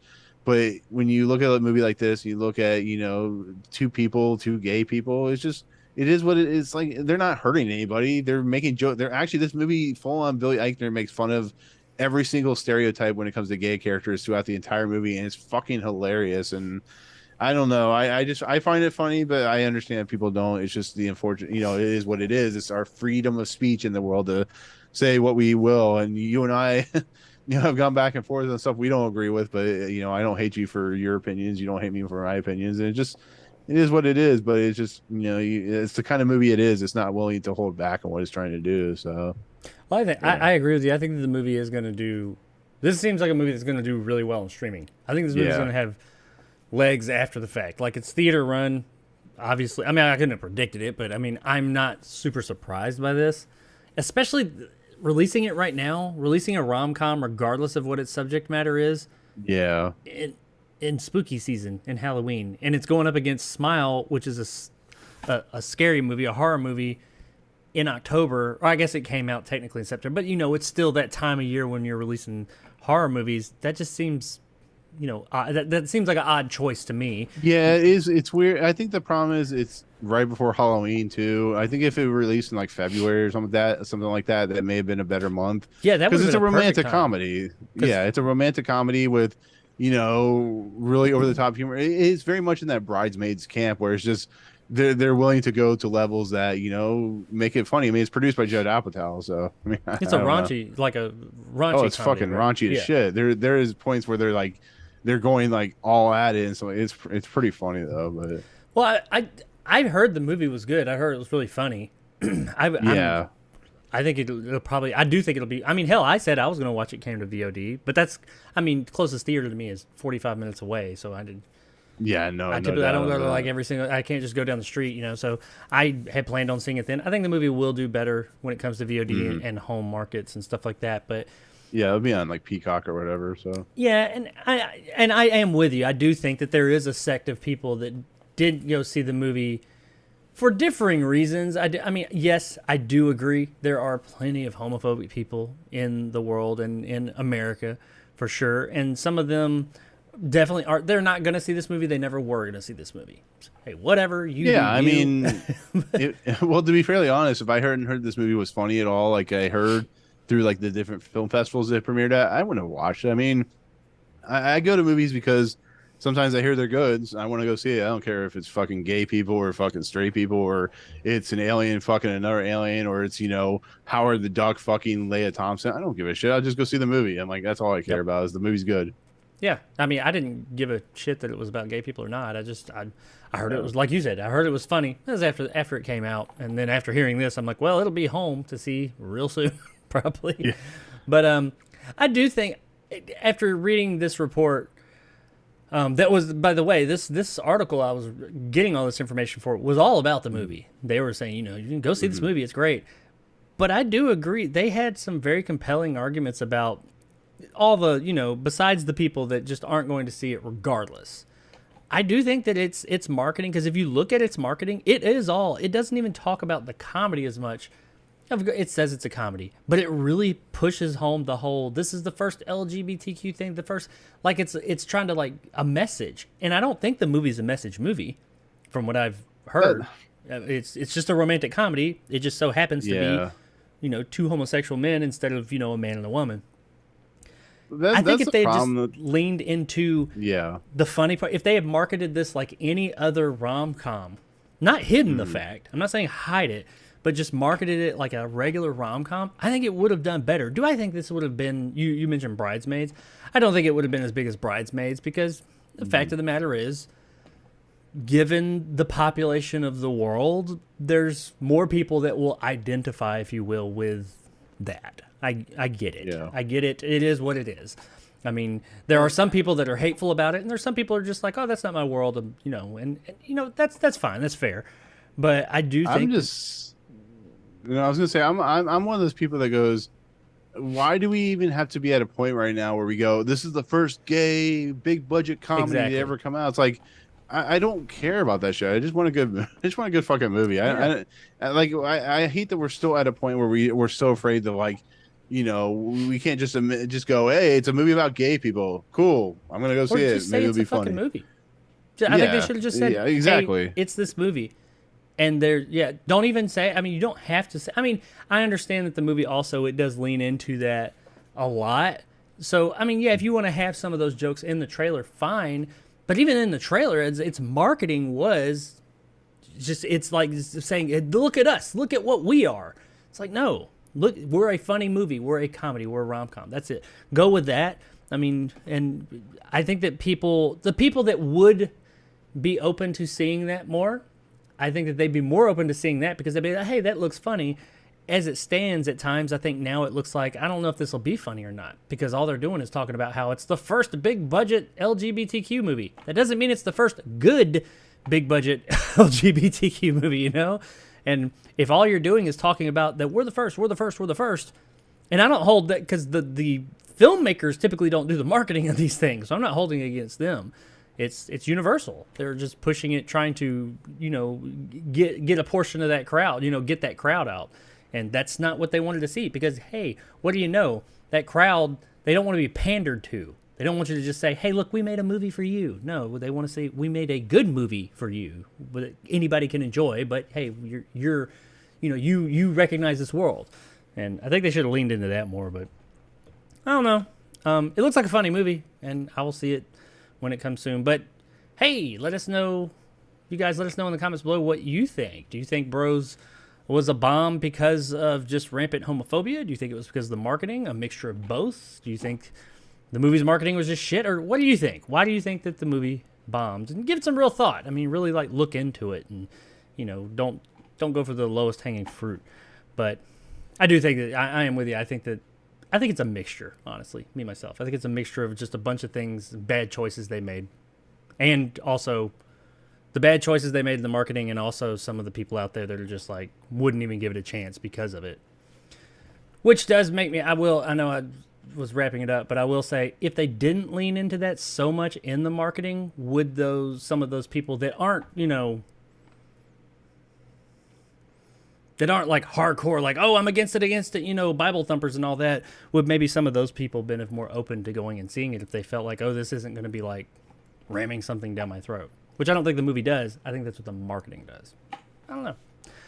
Let us know in the comments below what you guys think, but I do plan on seeing this movie eventually at some point. Which one was that? Oh, there we are. Alrighty. On to something. Ooh! This is my favorite part of the show for 2 weeks at least. I don't know. It may be more than 2 weeks now. Yeah. Avatar, the road to 3 billion. So Avatar has passed $2.9 billion and draws closer and closer to 3 billion. Yeah, this is going to be a quick one, ladies and gents. Director James Cameron's Avatar has become the first film in history to pass $2.9 billion at the global box office. Now, granted, seeing as how it is the highest grossing film of all time right now, and it's still earning money, any amount of money it makes, it is the first film to reach said amount, but whatever. With $18 million domestically and another $39 million from overseas territories, the latest re-release has pushed the film's global haul to $2.905 billion. Now, as of Monday, the film it made a little bit more money since that. That's coming off Sunday. Let's talk about this weekend. As of Monday, the film needs $93,333,697 to hit $3 billion. And it has somewhere between 5 to 7 days left on the market if they're going to stick with this 2 weeks thing. When I say 5 to 7 days, from those numbers right there, it was a 2-week engagement. 2 weeks would technically be Thursday, would be the last day.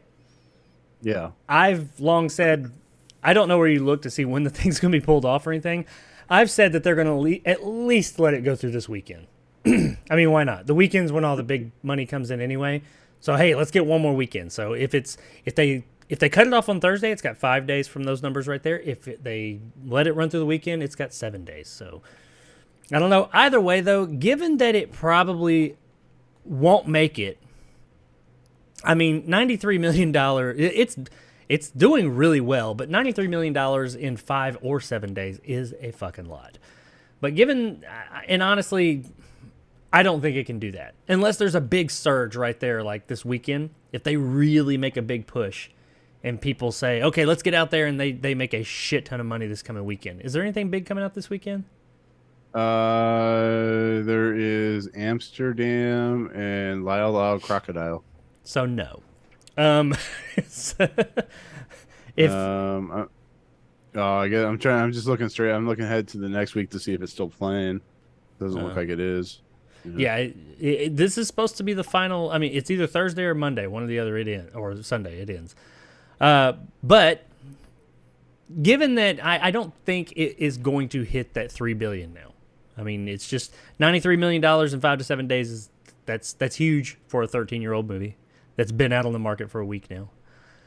I guess the question now is, because at the end of it all, I think it could pull in another.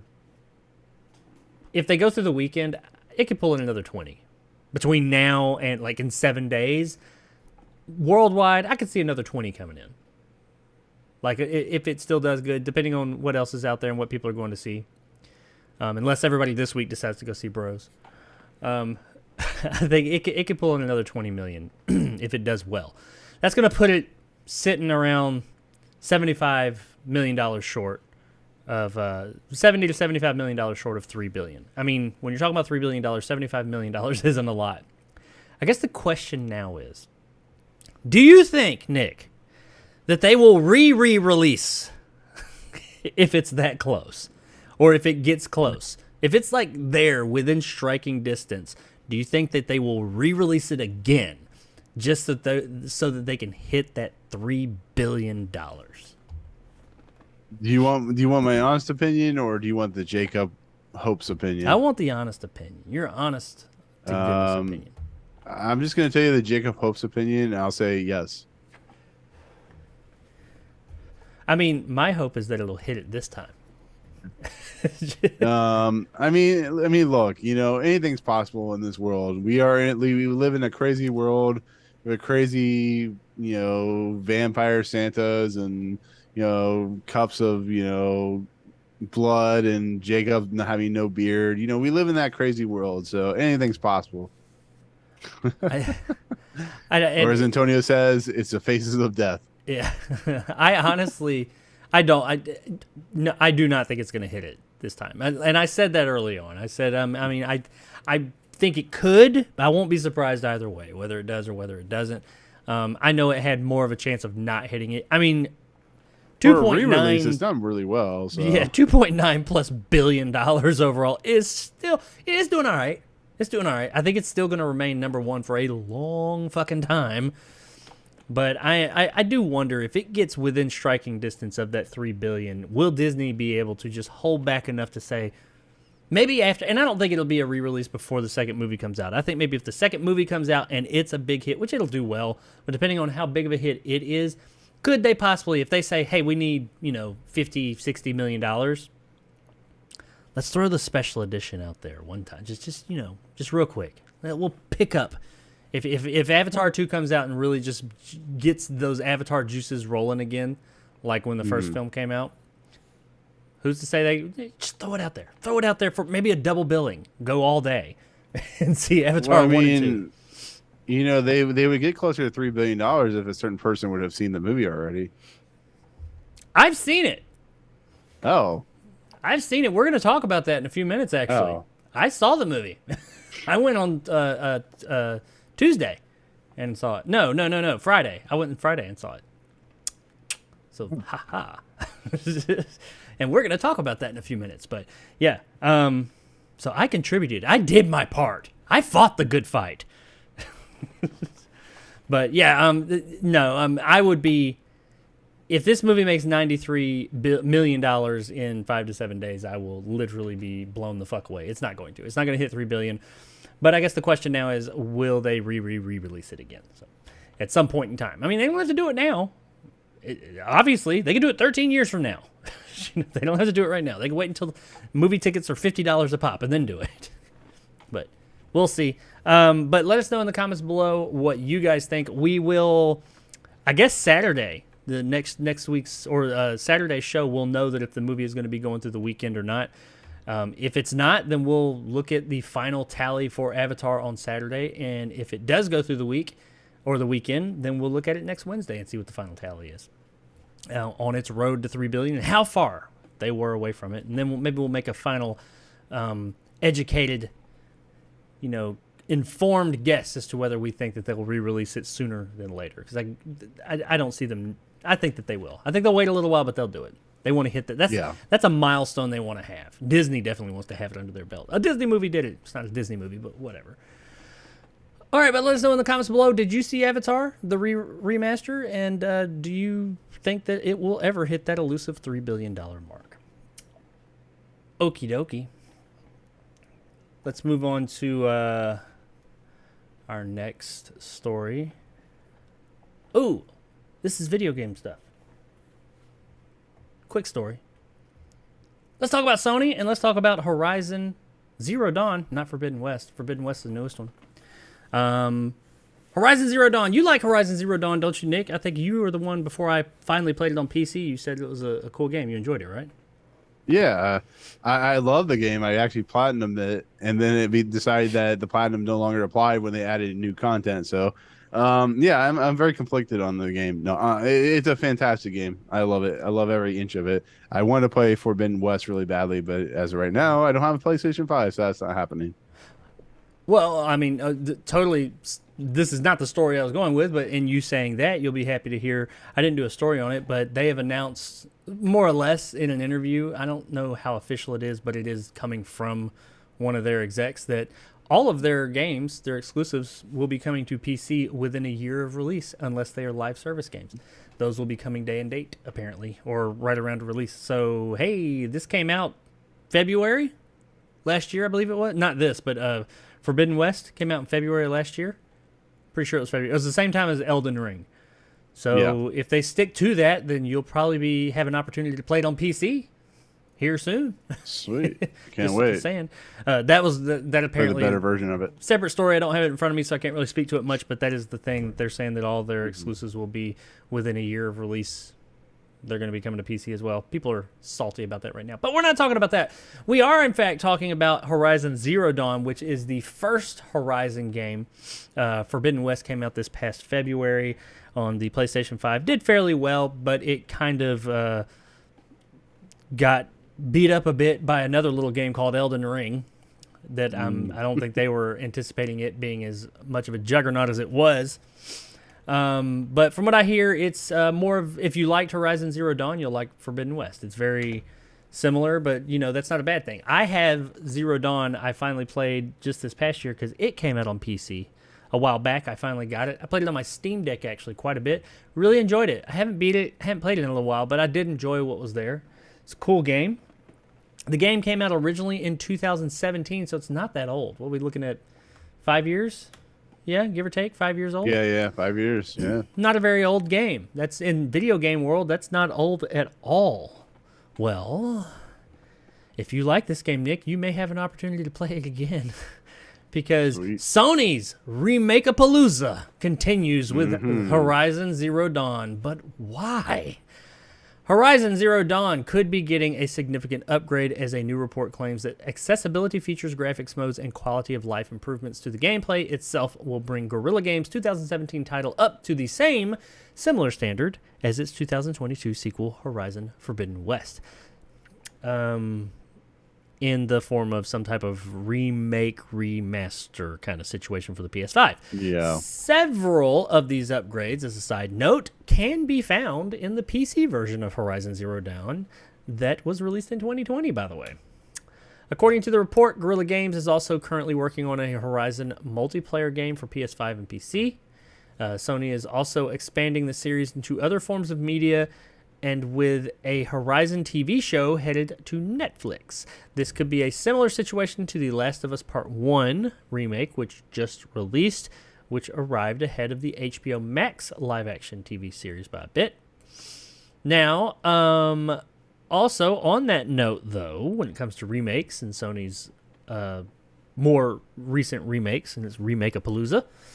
The Last of Us Part 1 remake hasn't done as well. We don't have official numbers at the moment that I can find, but they're saying it has not done as well as Sony had hoped. Sony has said something to the effect that they are not...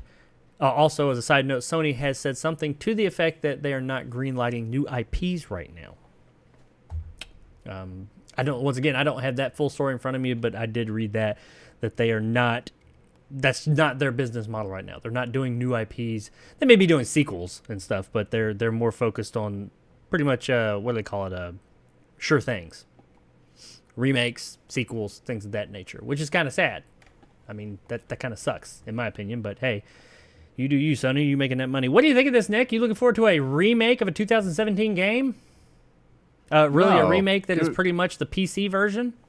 Yeah, no. You got to give this shit 10 years before you remake it. Give it 20 years. Fuck, man.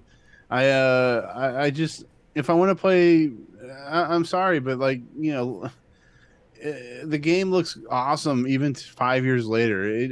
This whole idea of like remastering everything, you know, like Dead Space. I guess Dead Space is over 10 years old. Like, give it 10 years. Like, let us sit and stew for a little while. I don't know. That's my issue with The Last of Us Part 1. The remake that they just released. Yeah, the game is 9 years old. Came out in 2013 when they released it with this new remake. It's 9 years old.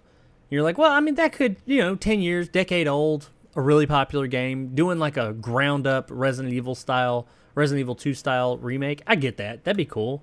I'd be down with that. But it's been remastered 2 times since then.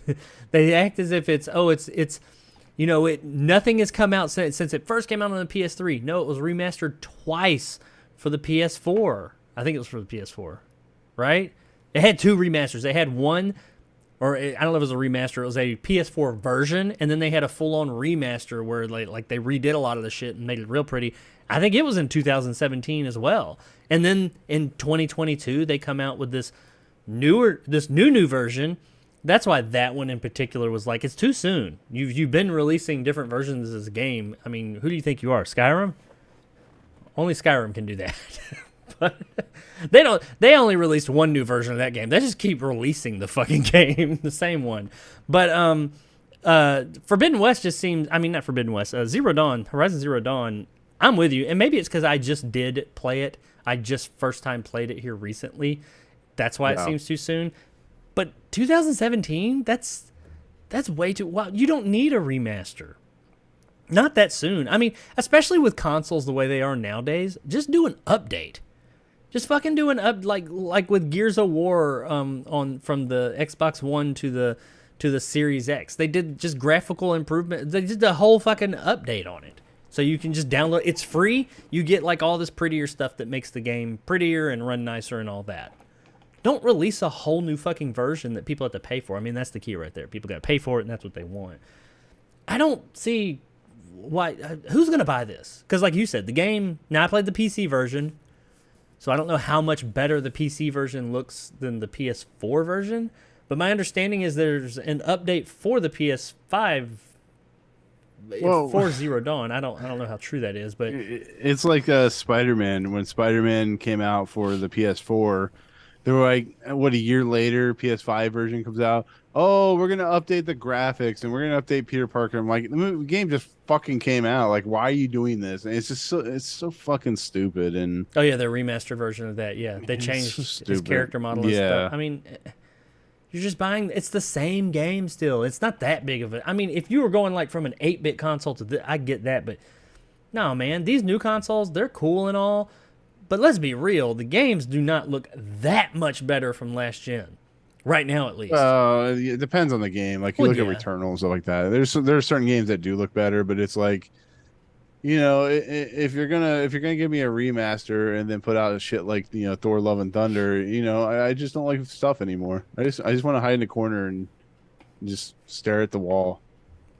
I don't think it had anything to do with Thor: Love and Thunder, and that's movies. But I just felt like that. No, I'm kidding. No, I get what you're saying. No, but in all honesty, I get why they do it. Like, the Resident Evil 2 remake was like a whole completely different game. So I get it. I don't, they released the trailer for Dead Space remake the other day, and it didn't feel like a new game. No, it And looked like an I feel, up-res version, or like a pretty. It's prettier from what I yeah. saw, but I mean, but that like one's at Resident least Evil. 10 years old, and we haven't seen anything Yeah. since. I mean, like Resident Evil 4 remake's going to be a whole different game when it comes out because how they're going to do it. But it's just like the game came out 5 years ago. Why are you doing it? It's just the same. I'm That's gonna go the back thing. to sleep here. This game's not different. And The Last of Us one, and nothing against The Last of Us. I played the PS3 version. I have the PS4 version. I recently got the remastered version. I haven't played it yet, but they are still. It's the same game. You're just you're slightly updating the graphics. Because I look at that PS3 version I played. I streamed a while back, and that was a damn fine looking game. That shit was beautiful. That was the PS3 version. I've seen pictures of this new one, and yes, you put them side by side, I'm like, yeah, it looks better, but it's not like, holy fuck, it's like amazingly like I'm blown away. It's just yeah, it looks better, but not like I'm not gonna pay more money for it better. I mean, and that's it. There's nothing else. Actually, you took shit away from it. I'm not saying they'll do that with this one, but this is just falls into that same wheelhouse of why is this being made besides money. The quest for more money. And people, I don't know, I say people keep buying it, but from what they're saying is The Last of Us Part 1 remake is not doing all that hot, so maybe people are finally saying, no, we're not going to do this shit anymore. We'll find out. But my opinion, I think that they should just release all this. If you want to update the game's graphics, especially since it's already been done with the PC version, patch it. Just release a free fucking patch. Don't make people pay for it. They've already bought the goddamn game. Just give them a free fucking patch. I don't know if Sony knows what free is, though. I don't that doesn't fall into their vocabulary. Maybe it's like they are a Japanese company, so maybe it's like a lost in translation thing. I don't know. But so will you be getting the remaster, remake, reboot of Horizon Zero Dawn? No, because I already have it on PC, so fuck that. I hear you. Well, and as of right now, the details on the whole thing are kind of scarce. So, I mean, we can't say... For all I know, I'm saying all this and I'm totally wrong. Maybe it's like, oh, they redid the whole fucking game. I doubt it. I highly doubt it, especially since they said they're just going to get it up to par with the sequel, Forbidden West, which I've seen video of that, and I'm not saying it's not a good-looking game. But when I look at Horizon Zero Dawn, and then I look at Forbidden West, I'm like, there's not like a huge difference in the graphics there. No, once again, I played the PC version, but I was playing the PC version on a Steam Deck, too. I didn't play it on my PC. I could, but I mean, I played it on a Steam Deck, so that's not going to be the most powerful hardware there. I just don't see a big, huge difference in the two. Yeah, Forbidden West looks a bit better, but it's not like, wow, mind-blowing from like PS2 to PS4 or anything. But, hey, if people want it and they're going to buy it, go for it. Let us know in the comments below, I guess, if you are interested in buying Horizon Zero Dawn updated Super Championship Edition in the future. If that's your thing, let me know. I'm not. I won't. No. I've got the PC version. But let us know in the comments below. Okie doke. We only got a couple of stories left, but we have two little special segments. This one, I'm going to take a little break here, and I'm going to let you guys watch a little video that I recorded of an interesting film that I got to watch here recently. And you have the opportunity to watch it as well if you'd like, and it's free to boot. But this is... Nope, wrong one. Yeah, you can watch that too for free. Fuck. No, don't give them more money. Well, I've spoiled it, so let's go ahead and jump into that. I guess I mixed them up. Well, so let's talk about Avatar. The re-release, or just Avatar in general, the movie, not like how much money it's making and all that stuff. I thought about doing an individual review of this, but I didn't really know how to review the film because, I mean, it's a 13-year-old movie. I know how to review movies, but I didn't know. Do I want to do a review of it? Do I want to just talk about the differences? Do I want to talk about the experience? What do I want to talk about? And I thought, let's talk about it on the show. I'll get with Nick. He's seen it. I've seen it now. Let's talk Avatar for a few minutes. And I guess the big question is Avatar as good as, is it $2.9 million good?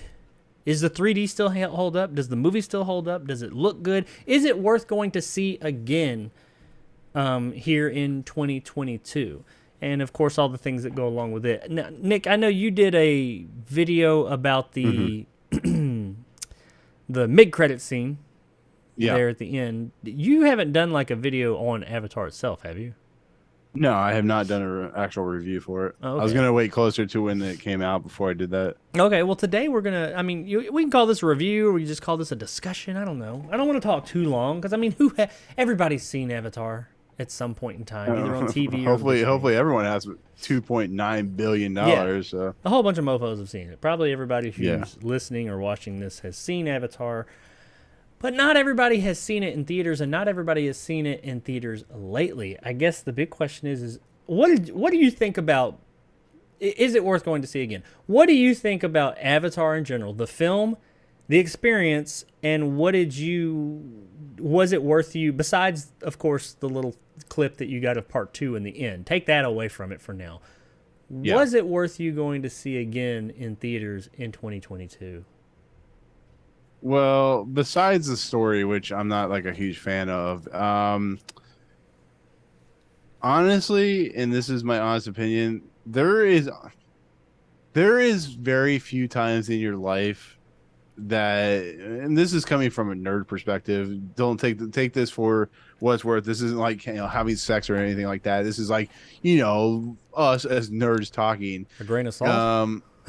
No, not even a grain of salt.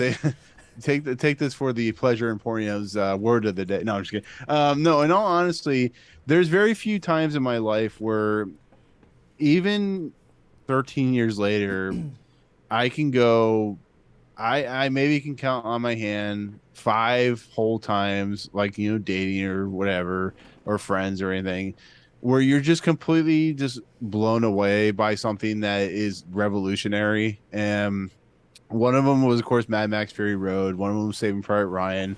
One may have been like Jurassic Park, and then one actually, ironically, is close to something like Everything or Everywhere All at Once. It's just movies that are on a whole different level. And I know you're a huge fan of Avatar, and I know you'll watch it however you want to watch it, but you probably have to agree with me, and most people will. There's nothing like it anywhere in the world that isn't Mad Max Fury Road.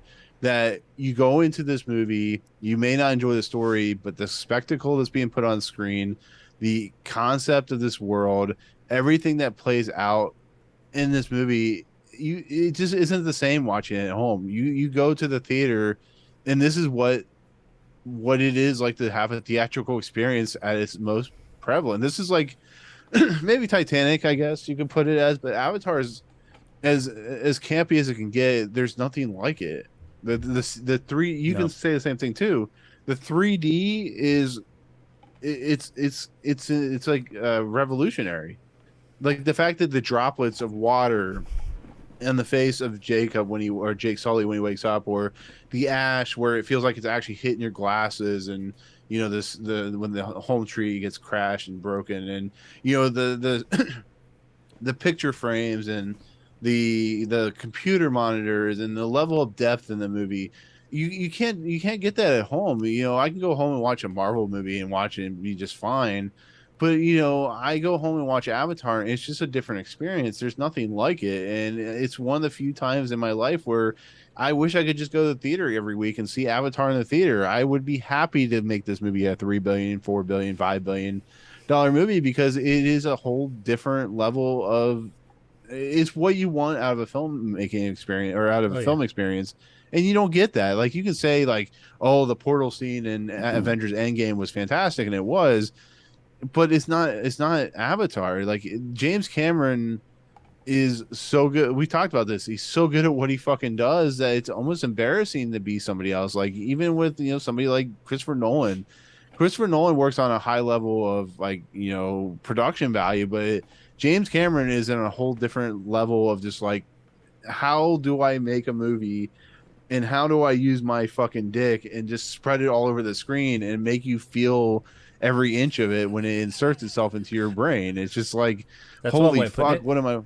Yeah, dude. I mean, I'll let you're going to talk about this here in a second, but the way he's updated this film too is is insane. Like the high frame rate shit that he adds into the movie, and just how it makes it look better. And this movie's 13 years old and still fucking fucks every other movie that came out. You look at like movies with CGI today, there is more life in the one of those fucking what are they called? Avatar's eyes. What are the creatures called? I just The forgot the name of Na'vi. the creatures. The Navi. There's more life in those creature Navi eyes than there is in the fucking whole entire Transformers and Marvel world. It's just fucking insane that a movie that's 13 years old still looks like it is one of the most revolutionary things that's ever come out. And the 3D is spectacular, and just it's. I may find some parts boring, but I can't deny what it is. Like I said, there's only been like 3 or 4 films that I've watched in my entire life that have had that effect, and Avatar was one of them. And it's pretty crazy. Oh yeah, this movie is, and this sounds really just highfalutin, if you will. It's not just a movie; it's a fucking experience. It's a movie that has its roots in stuff like Last of the Mohicans and Ferngully and shit like that. You can make fun of all that all day, but those movies don't have what this movie has, which is actual life to it, like actual resonance. It's crazy. And we can get into it because people make the comparisons of Last of the Mohicans. What was it? Dances with Wolves. Dances with Wolves. Yeah, not Last of the Mohicans, but Dances with Wolves, Ferngully, and Pocahontas. They make those 3 comparisons a lot. But there's really only one main comparison besides Ferngully's whole, preserving nature in the rainforest and all that. Of course, that whole aspect of it. Avatar ain't the only movie that's done that, but also, I mean, the big thing that they do is that you've got this outsider who comes into a native-ish tribe of people, and he hooks up with the daughter of the chief. That is a thing that runs through all of those threads right there. And he becomes one of them. Yes, Avatar does it. Ferngully, I don't know Ferngully. I haven't seen Ferngully in forever. But it's the same template. But I mean, yeah, it's the same type of template. But I mean, yeah. And all those movies do that. But lots of movies have a similar type of that in its story. But that's not all Avatar is. I mean, that's a big part of it, yes, but that's not all it is. And yeah, I admit, as much as I do like this movie, and the spectacle, that word you used a little while ago, I think is a great term for this. The spectacle of Avatar makes up for that shit. And it's not just the 3D here is still the best fucking 3D of any movie ever. I've always said that Avatar was not the first, but it was one of the first. It was the one that brought 3D up. It made everybody say, "Hey, I want to see movies in 3D." Yeah, it brought it into the popular, the conscious of everybody. And I've said nothing's topped that since. There's been some that have been close. There's been some good 3D movies. I've also said that usually 3D people are more concerned about things popping out at you at the screen. Avatar doesn't do that. There are things that float out of the screen, but they're not there to come at you. They're there to create depth, to make you feel like that world is alive and it's there and you're there with them. I don't think that's what I was talking about. Well, no, I was going to say that's what I was talking about with the dust when the tree falls and you have all the dust from the tree and the fire and stuff like that. Yeah, it's in the theater. The dust is literally hitting. Yeah, it's literally hitting your glasses. Like, it's so weird and crazy, but that's what it should be meant for. And on this particular version, this remaster, and how he went in and tweaked some of the effects because when they remastered it in 4K, and when you take something that wasn't 4K, put it in 4K, typically the effects are the first things, the digital effects are the first things that really start to show the cracks. Yeah. I feel like he went back, because if you look at a movie that you saw 20 years ago and you thought it was fantastic looking then, you watch it now and you're like, it still looks good, but it's showing its age. This one didn't show its age. I think he went in there and made it, he fixed enough, he updated it just enough, nothing too crazy. There's nothing in there that I'm like, holy shit, this is totally different from the first time I saw the movie. What he did is he went and updated it just enough to where it just didn't show those cracks. It still seems like this is the movie I saw. This is the same experience I had back in 2009 when I first saw the movie. It looks just as amazing now as it did then. There are some high frame rate parts of the film as well, and those do look better. But I mean, overall, it's kind of like you're watching the movie, but it lives up to that expectation of that movie you haven't seen in 20 years. That you'll watch, and like I said, you'll say, "Oh, well, yeah, it's still good, but yeah, I'm seeing some of the cracks now. It's not quite as amazing as I thought it was when I first saw it." Yeah, this one was just as amazing this time as it was the first time I saw it in theaters. And that was the 3D, that was the whole spectacle on display here. But, and people do talk about the technical aspects of this movie a lot because it has a lot going for it. There's a lot here, but that's not all the movie is. Its technical prowess definitely helps make it the experience that it is. But the film itself is just, overall, the story and everything is just crowd-pleasing and very rousing and fun at times. I mean, even if you say, okay, there are complaints that we can lob at it, and I'll talk about those in a minute. But even with those issues, that end battle scene when they're all gearing up and they're going to fight and all that, even though some of it could be even a bit corny, you're there, man. You're like, fuck yeah, let's... I'm here. I want to ride one of these fucking banshee dragon things. It's like, kill all those humans, you know? You are there along for the ride. James Cameron knows what the fuck he is doing when he tells a story. And many of the film themes in the film, like we mentioned, yeah, we've seen them before. But he just knows how to present them in such an awesome way that it makes it okay. Yeah, I've seen this stuff before. There's a lot of stuff in the movie theme-wise. That's nothing new. We've seen it before. But he just presents it to us in a way that it's like, I don't give a fuck if I've seen it before, because he's given it to us in such a fantastic way that, you know, you can go anywhere and get a fucking hamburger. I've had a hamburger a million times before. But if you go get a fucking gourmet hamburger by a motherfucker who knows how to cook that shit, and it comes out in this big juicy-ass bun, and it's just big fucking, it's not overcooked and burned, and just like everything about it is beautiful, and that's like a whole new fucking experience. You know?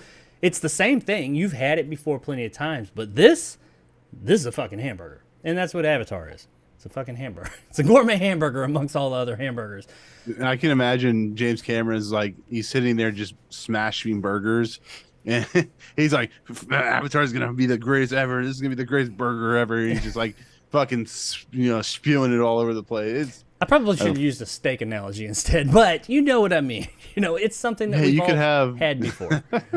Yeah. No, we've all had it before, but somebody who knows what they're doing can give it to you, and it's like you've had it for the first time now. And that's what he does with movies like this.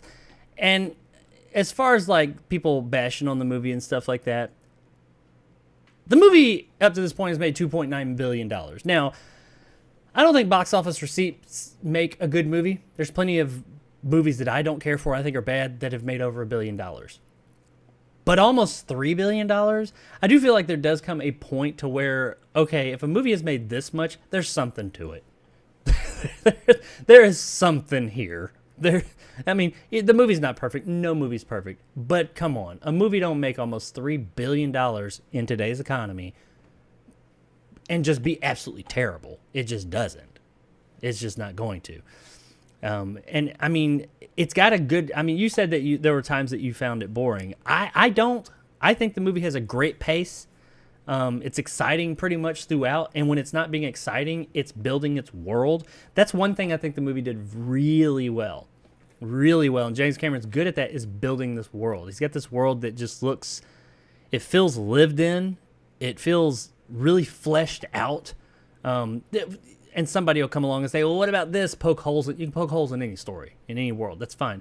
But there's a lot of stuff and information this movie gives you. And he builds this world that just seems real. Even though half of it's CGI. I mean, it just seems like a real lived-in place. It seems like a place you could go to. And I enjoyed this movie just as much, if not more, this time around as the first time I went and saw it. I saw it in IMAX 3D. I honestly can't even tell. I can't remember if the movie was even shot in I know it wasn't shot originally in IMAX. I don't know if it was formed up for IMAX or not. It's a big fucking screen. I know that. I was so taken back with the movie and just everything going on screen, because it still looks like that big jet in the beginning when it comes down, or spaceship jet thing when it comes down and it shows it flying through the air and it's going to land. That shit looks like it's really fucking there, man. Like that's like, obviously it's CG. It's not even a real world, but that looked real even now, and that shit was made in 2009. And I'm sure probably prettied that up some, but it just looked so fucking good. And now, I mean, I will say that, and I know I'm talking a bit, but dialogue. I'm gonna say that dialogue is probably James Cameron's weakest spot. Unless he has really great actors.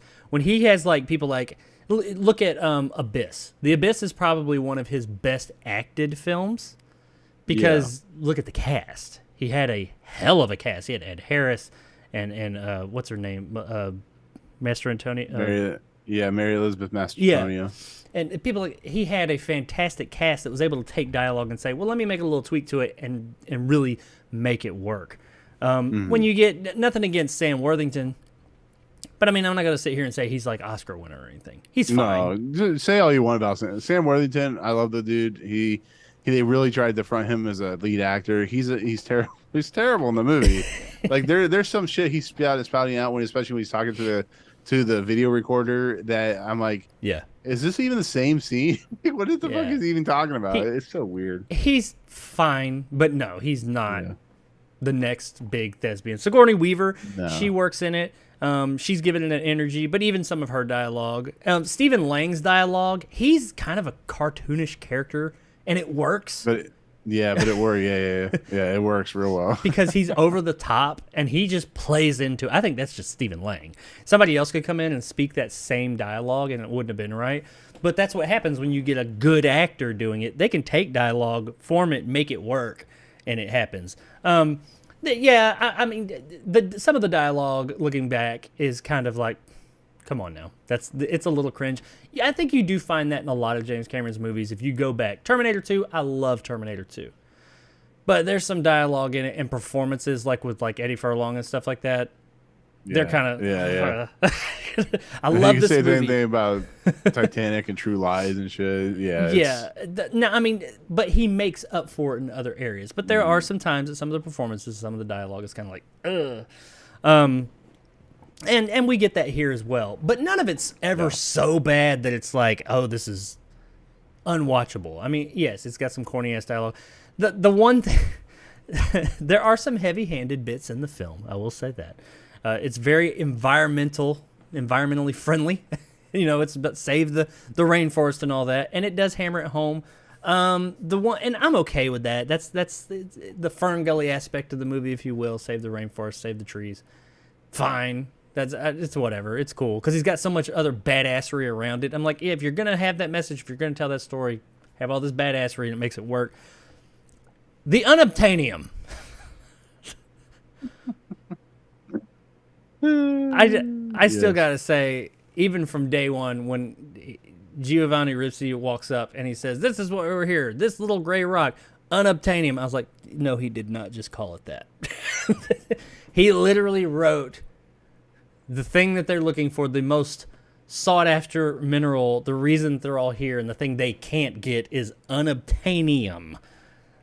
That one's tough. That's the toughest one in the movie for me to get James past. Cameron lost a bet for that one. Yeah, every time he says it. Just call it whatever. I think they only say the word like once or twice in the movie, but every time it gets said, I'm like, oh, just move past it. Just go, move. Next scene. Because that is bad. I'm like, Jesus Christ, that's too much. Or is this a joke? But, that's not much. In 2 hour and 45-minute movie, we're talking about seconds there, so... But yeah, there are a few moments like that. The movie's not perfect. No movie is. It's got its issues. But man, when it hits on all fucking 16 cylinders. Not even 8, not even 10, not 12. Fucking this motherfucker's a Bugatti. It's got 16 goddamn cylinders. Because when it hits, it is firing. And it is fucking supercharged. This movie gets you. And it just takes you on a fucking ride. And it does such a good job of it. The movie I was gonna say the movie excited you so much it blew off all your hair. It did. It's just that's where my beard was left at the AMC theater. The poor. Just, I was sitting there like, remember that old what was it, Maxim guy, where he's sitting there and he turns things like, blows him away. What was it, the tapes or whatever? Anyway, that's show my age. But Yeah, I that's really the movie. I think it's a really entertaining story. I don't think that the Ferngully maybe, but I don't think that the Pocahontas and Dances with Wolves comparisons. Sure, there's similarities in that one thing, but I don't think that they're the same movie. I don't think how people try and like trivialize the whole thing and say, "Oh, it's just a rip off of the." It's not a rip off of those. Get the fuck out of here. I mean, then Dances with Wolves or Pocahontas, whichever one came first, is a rip off of the other one. I mean, it's a trope. The movie's got tropes, but so did those movies. And lots of other movies have tropes. It is what it is. People like to shit on the movie. The reason they like to shit on the movie is because it is the highest grossing film of all time. And if you're number one, people love to see you fall. And that's why people are sitting there getting hate boners for part 2 before it even comes out, saying, "Oh, it's not going to do good. It's going to fail. It's going to fail." They want it to. Just because they like to see shit fail like that. I don't know. Well, I mean, I can't say I haven't seen the fucking movie. It might be terrible. But this one's not. This is a fun-ass movie, even outside of 3D. Now, admittedly, the 3D, man, that takes this movie up some motherfucking notches and makes it raises it from just a really fun movie to an experience. It like takes it to a new fucking level. And it is an experience, much like you mentioned, I don't think you can get with many other movies. I mean, I've seen a lot of movies in theaters, a lot of these big movies. You mentioned some of them, Jurassic Park, Saving Private Ryan, that was one. Things like that. Those were all experiences in theaters too. But man, I gotta say, Avatar is probably, I mean, I've seen Lord of the Rings movies, favorite movies ever made in theater, all that. Avatar is probably the most definitive movie experience I've ever had. It hits on all those levels. And it's just really all of it, the technical side of it, the whole spectacle of it all. And I think that this new version is absolutely worth going to see. And if you've never seen it in theaters, you are doing yourself an injustice by not seeing, or disservice rather, by not seeing it. Even if you don't love the movie, I guarantee you go see this movie in 3D, on a big screen, you're going to have a good time. You can't help it. You will have a good time with this movie. Unless you're blind and one-eyed and you can't see it in 3D. What scene did you get? Because there was apparently more than one scene shown. Like I saw the country. A guy with like a whale in the water. Oh, okay. Yeah. Well, let's talk about that real quick too. A comparison that's the one I saw. Did want to make was this is still some of the best special effects, like overall, around. Like the effects, and he did go and I say he, like he did it all by himself. They went and updated the film to 4K and touched up some of the effects. They look fan-fucking-tastic. There are very few films, if any, I could sit here and say look better than this movie or even on par with this movie. Because there's shit in this movie that I know is not real, but the only reason I know it's not real is because it doesn't fucking exist. They couldn't have filmed it. Because some of it looks so real and tangible that I'm like, that's not good CGI. That's fucking real, but I know it's not real, And Dune did that too. It did a really good job of that. Yeah. But this movie everything is just so much, and the fact that all of it looks so damn good really is kind of mind-boggling. Now, the one thing that I think kicks this one's dick in, if you will, is the mid-credit scene. It's not really a mid-credit scene. It's in the middle of the credits, or closer to the beginning of the credits, I guess. But after a minute or so of the credits, you get a look forward. They gave us a preview of Avatar 2, or Avatar Way of Water. I'm not going to go into the whole scene to spoil it for those of you that haven't seen it, but you get to see some water and a character with an aquatic creature. Holy fuck. I just watched 2 hours and 45 minutes of like some of the, if not the most amazing looking special effects you've ever seen, some of the most realistic stuff. And somehow this 2.5 minute clip made all of it look like fucking jank.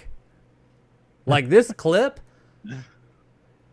once again, you're looking at it and you're like, this doesn't exist. So I know it's not real, but my brain is saying, no, that's real. That's real. Look, it's fucking real. Well, the character is definitely underwater because they definitely held their breath for 6 or 7 minutes. Yeah. I think that's what makes it. I think that's what makes it seem more impressive is the fact that when they're underwater, they're actually underwater in like real life, and it just that and the effect, everything just looked so fucking tangible. I mean, it was like you see it and it is kind of chilling because your brain is confused as fuck because you're like, it's not real. I know it's not real, but it looks so fucking real. Like you can't find, it's not like, oh man, it looks real good. Ah, right there. I see. Okay. Yeah. It's real good. It's almost, no, it's there. It's not almost there. It's fucking there. It looked like photorealist, beyond photo. It looked like fucking real. It was amazing. Holy shit. If this whole movie looks like this, once again, technically, if nothing else, the movie's story could suck. But from a technical side, this movie's going to be fucking mind-boggling. Because that was just ridiculous. The interaction between things that maybe could have been real and things that were CGI was just seamless. It was just fucking seamless. You ain't never going to see nothing like this in any Marvel fucking movie. This shit was, holy shit. Artistry. This is craftsmanship at work here. But, yeah, that's my thoughts. That's my 2 cents on the movie. I think the movie is fantastic. This is a fantastic movie. I was going to give just the movie itself a rating. I would say, I mean, honestly, I think it is a fucking, in my rating scale, a unicorn. It's not perfect. No movie's perfect. It's got its issues, but it's such a spectacle, even without 3D. It's just such a wondrous thing to behold. But you add the 3D and the big screen into it, and oh my God, it's a fucking experience at that point. But I did a lot of talking. What about you, Nick? You got anything else you want to say about Avatar? No. If you have a chance to see it in theaters, go see it in theaters because it's unlike anything you'll ever see in theaters. Yeah, so. It really is. And I know it sounds like I'm talking out my ass here, but no, this movie is, I'm not hyping it up here. It is literally unlike anything else. It is. There's a reason this movie made as much, or is still making as much money as it has. And it's not just because, oh, it's a bunch of, like, good marketing. It's a solid fucking movie, and holy shit, it's, technically, there's nothing else like it. So, go see fucking Avatar. They only need, $93 million more this week. Let's get Avatar to, because somehow Avatar is now the underdog. I don't know how that works. Because so many people, I don't get that, man. So many people talk shit about it. I think that's like a vocal minority or something. Because there's no way this movie's still making as much money as it is. And that many people, they lead you to believe. Because people will be like, nobody likes Avatar. Clearly somebody does. I think it's just kind of hip, cool, bandwagony to hate on it. But we'll see. December 20th here in the U.S., I think. Is it December 20th or December 14th? I think it's like December 16th or something like that. Yeah. Yeah, we'll see then. If everybody hates it so much, it won't make any fucking money. Good luck with that. But yeah, Avatar. Go see it. You got a few days left. Go right now. Go see it in theaters. It's absolutely worth it. And I'm pretty sure you'll probably get another chance at some point to see it in theaters. Alrighty. Whew. Well, I said it was going to be a long show. We're not that far past our regular time. We don't really have that much more to talk about either. Really just 2 stories and a little video I'm going to play for everybody. So let's go ahead and jump into that so we can get this going. I know you guys got stuff to do today. I don't want to hold you up anymore. But Nick, this is the story you've been waiting on. Well, I think you have. I don't know. You said you wanted to talk about it. So we're going to talk about it. Trick or Treat. Trick or Treat. Trick or Treat 2, or the sequel. Is it finally happening? It may possibly be. During a Beyond Fest screening of the beloved horror movie the movie Trick or Treat, director Michael Daughtry revealed that Michael Daughtry revealed that Trick or Treat 2 is in active development. Daughtry is working with Legendary on the planned sequel to Trick or Treat, and though he made sure to mention that the movie isn't greenlit yet, it is in very active development. On a related note, Trick or Treat is being released in Regal Theaters on October 6th, and the 2009 film is also bringing Sam to select AMC Theaters locations beginning October 21st. These new showings mark the first time the film has ever released wide in theaters. So, Nick, you are quite the fan of Trick or Treat. Mm-hmm. What do you think about this news? Because I know they've been teasing sequels for a long time, but apparently it's actually getting some traction now. What do you got to say? Let me paint you a picture, okay? Paint, my friend. I think this movie came out in like 2008 or whatever, 2009. It came out in the early 2000s, 2009. This is a movie, including with Cabin in the Woods, that I was hearing for the longest time. And this was in the time of Ain't It Cool news and stuff like that, which has now become a scrap heap. And I kept hearing how good this movie was. And Michael Daugherty is from my hometown of Columbus, Ohio. So that's a positive in its own right. He also, wrote X2 and stuff like that. And I kept hearing how good this movie was. Yeah, he wrote X2. I think he wrote Jack the Giant Killer. Maybe I think he wrote Superman Returns or something like that. But yeah, he's written some. Stick with X2. He also did. He also did the Godzilla King of the Monsters movie and stuff like that. But anyway, so I kept hearing about this movie, and then Warner Brothers, being the jackasses that they are, they said, fuck this movie. We're going to delay and keep delaying it. And eventually it just came to VOD or DVD or whatever. And it pissed me off because, like Cabin in the Woods, after I eventually watched it, I couldn't figure out why they did this, because Trick or Treat, to me personally, is one of the greatest horror anthologies or greatest horror films of all time. It's up there with Halloween and the Halloween Tree and stuff like that. It's a story that takes the beloved idea of Halloween and just kind of does a really cool idea with it. It's a very 80s feeling film, like with all the traditional anthology aspects, but it also is untraditional because it doesn't follow a very structured storyline. It just kind of flips back and forth between the stories. And I have Sam on my wall of, like, when you see my videos, Sam, the character that's in the background, on like half cut in half right there or whatever. He's one of my favorite horror characters of all time because he's like a young kid with, yeah, he's just picking his nose. She's like, but he's like one of my favorite characters of all time. They did a Trick or Treat house for Halloween Horror Nights. It was amazing. It was just fantastic. So I've always wanted a sequel to this film. I love Krampus as well. Michael Daugherty did that as well. And they did a comic book movie, but I never thought it was going to happen because Warner Brothers just said, fuck it, we're not even going to release it. Thank God Cabin in the Woods got released in the theaters, but they were like, we're just going to release it on DVD, and became a huge hit, a huge like cult classic hit. And when I read this the other day, there'd always been rumors that Michael Daugherty wanted to do another one, but he could never find the funding of it. And when I read this, and I sent this to you, I'm like, we need to talk about this shit, because when I read it, I'm like, I even tweeted to Michael Daugherty, which I didn't expect him to ever answer, but I'm like, dude, don't play with me, man. I really need this in my life. And you don't really, there are certain things like the Simpsons movie, or, like I guess Avatar when it was re-released, or, anything of that nature, where I'm just so excited. Like everything, it's the types of movies that run like through the course of my veins of just how I love movies. And Trick or Treat has, like, it's perfect in every sense of the word. I wish it was longer. I mean, it's just an absolutely fantastic film. And now that there's a sequel coming out for it, hopefully, and I like when Animaniacs was rebooted. I might actually cry when I see it because I'm so excited for it, because I love Trick or Treat so much. I watch it every year, at least 3 or 4 times. And yeah, like I said, I'm going to. Damn, 3 or 4 times a year?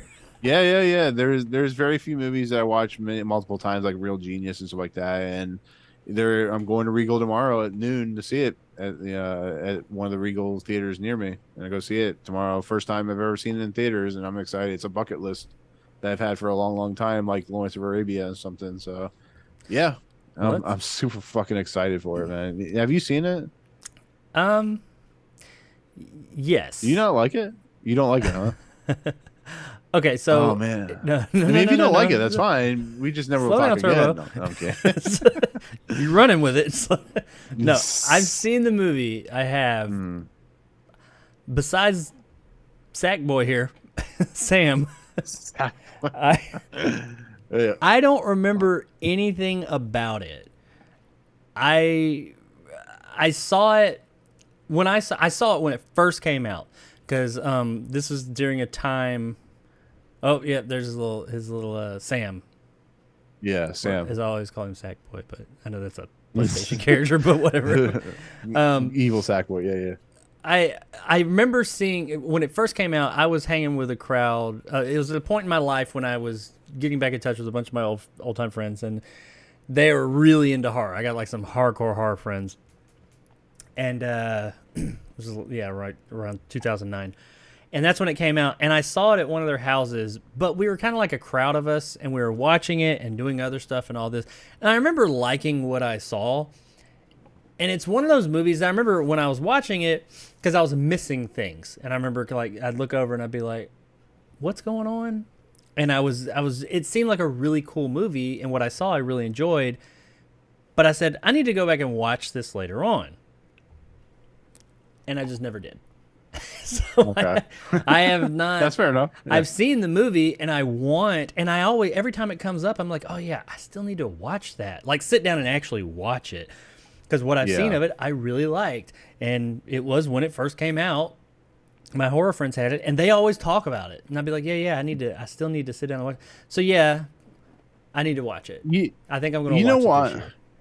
You know, the thing about the movie that I really love is the simple fact that I love anthology horror films. I love like Cat's Eye and, you know, Tales from the Dark Side, and you know, Tales of the Hood, or is it Tales Hood? Tales from the Hood, yeah. Tales from the Hood. And you know, because what you can do is it's like VHS. I actually kind of like the one with Ty West directed VHS movie or whatever, and those ones, because you can do a bunch of stories and make them cohesive, but also have fun with it. It's why I like, you know, it's why I like I can't remember what I was talking about. Anyways, that's why I like this movie so much, because it's not it's an anthology movie, but it's not a traditional anthology movie. It actually plays around with the idea a lot by just being non-conventional and just kind of flipping back and forth whenever it wants.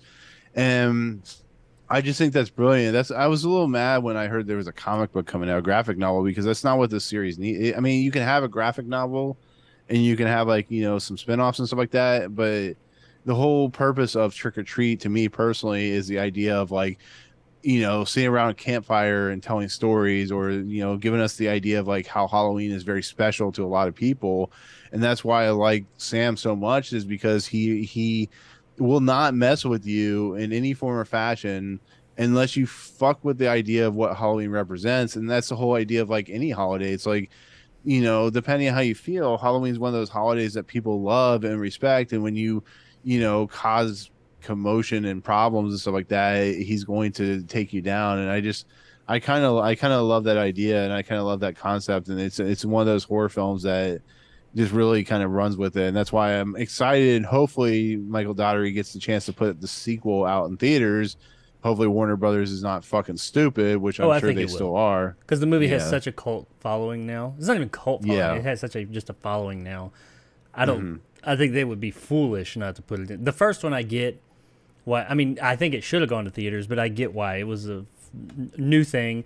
It has such a legacy at this point. Why would they not put it in theaters? I guess the question is, this is one I'm going to sit down and finally like watch this movie this year at some point. I will. I promise. Before Halloween this year, I will have seen this movie again and like actually pay attention to the whole thing, because I liked what I saw. But do you think that there's a chance that they could fuck this up? I mean, there's always a chance they could fuck it up. I mean, that's my always biggest fear with, you know, stuff that I truly love is, you know, you make one movie and the sequel ends up being a terrible piece of shit, and it just unfortunately happens. But, you know, I think Michael Daugherty is he's such a fan of like those 80s horror anthologies. The question is like how he's going to incorporate the stories. Is he going to go the same route, or is he going to do more traditional anthology, or is he just going to do the story of Sam and his origins? Like, I don't know the exact thing. What would you want? Being such a super fan of it all. I want another non-traditional anthology series, but that's just me. You know, I want, because that character. Do you really want to know the ins and outs of that character? I mean, it's like you do, but do you? Yeah, I mean, like, Isn't that there's what a makes point in him the kind of cool is the mystique to a degree? yeah. There's a point in the movie where like, he's running around the house chasing after Brian Cox's character, and like we see the reveal of his face, and it's like it's one of the most startling things you'll see in the fucking movie because it's like, who is this fucking character? But it's just like it's so good. Yeah, that's true. Like I I want to remember that see. part. Yeah, and then like they actually started releasing some of the Funko Pops of the kids on the bus in their like monster forms like that. So I'm trying not. I should not spoil it because I know Fright. He says he wants to see it. So Fright, if I spoil anything, I apologize. But you definitely. It's only like 85 minutes long, so it's not very long. Yeah. But it's 100% worth seeing, especially if you like good horror. Well, I It love definitely has anthology series and anthology films. So I hope that the like sexy sequel, Anna Paquin. Yeah, I hope that the sequel goes along and stays with that. I hope that it continues on with the anthology thing because I love anthologies, like little a bunch of little short stories in one, and they're all loosely connected. I love that shit. And I do remember, I don't remember what it was, but I remember that the way that these are all connected, there was something interesting they did with that. And I don't remember specifically what it was, but I just remember thinking, well, that's pretty cool how they're all, I didn't realize how they were all connected at first, and then I did, or something like that. I don't know. I just remember really liking what I saw of this movie. And I have seen it from beginning to end. I wasn't like paying attention the whole time, unfortunately. But Well, the ironic thing, and we can finish this out, but the ironic thing about this movie is this was pitched while Bryan Singer and he were doing X2, and Bryan Singer actually was so on board with it that he ended up producing the movie.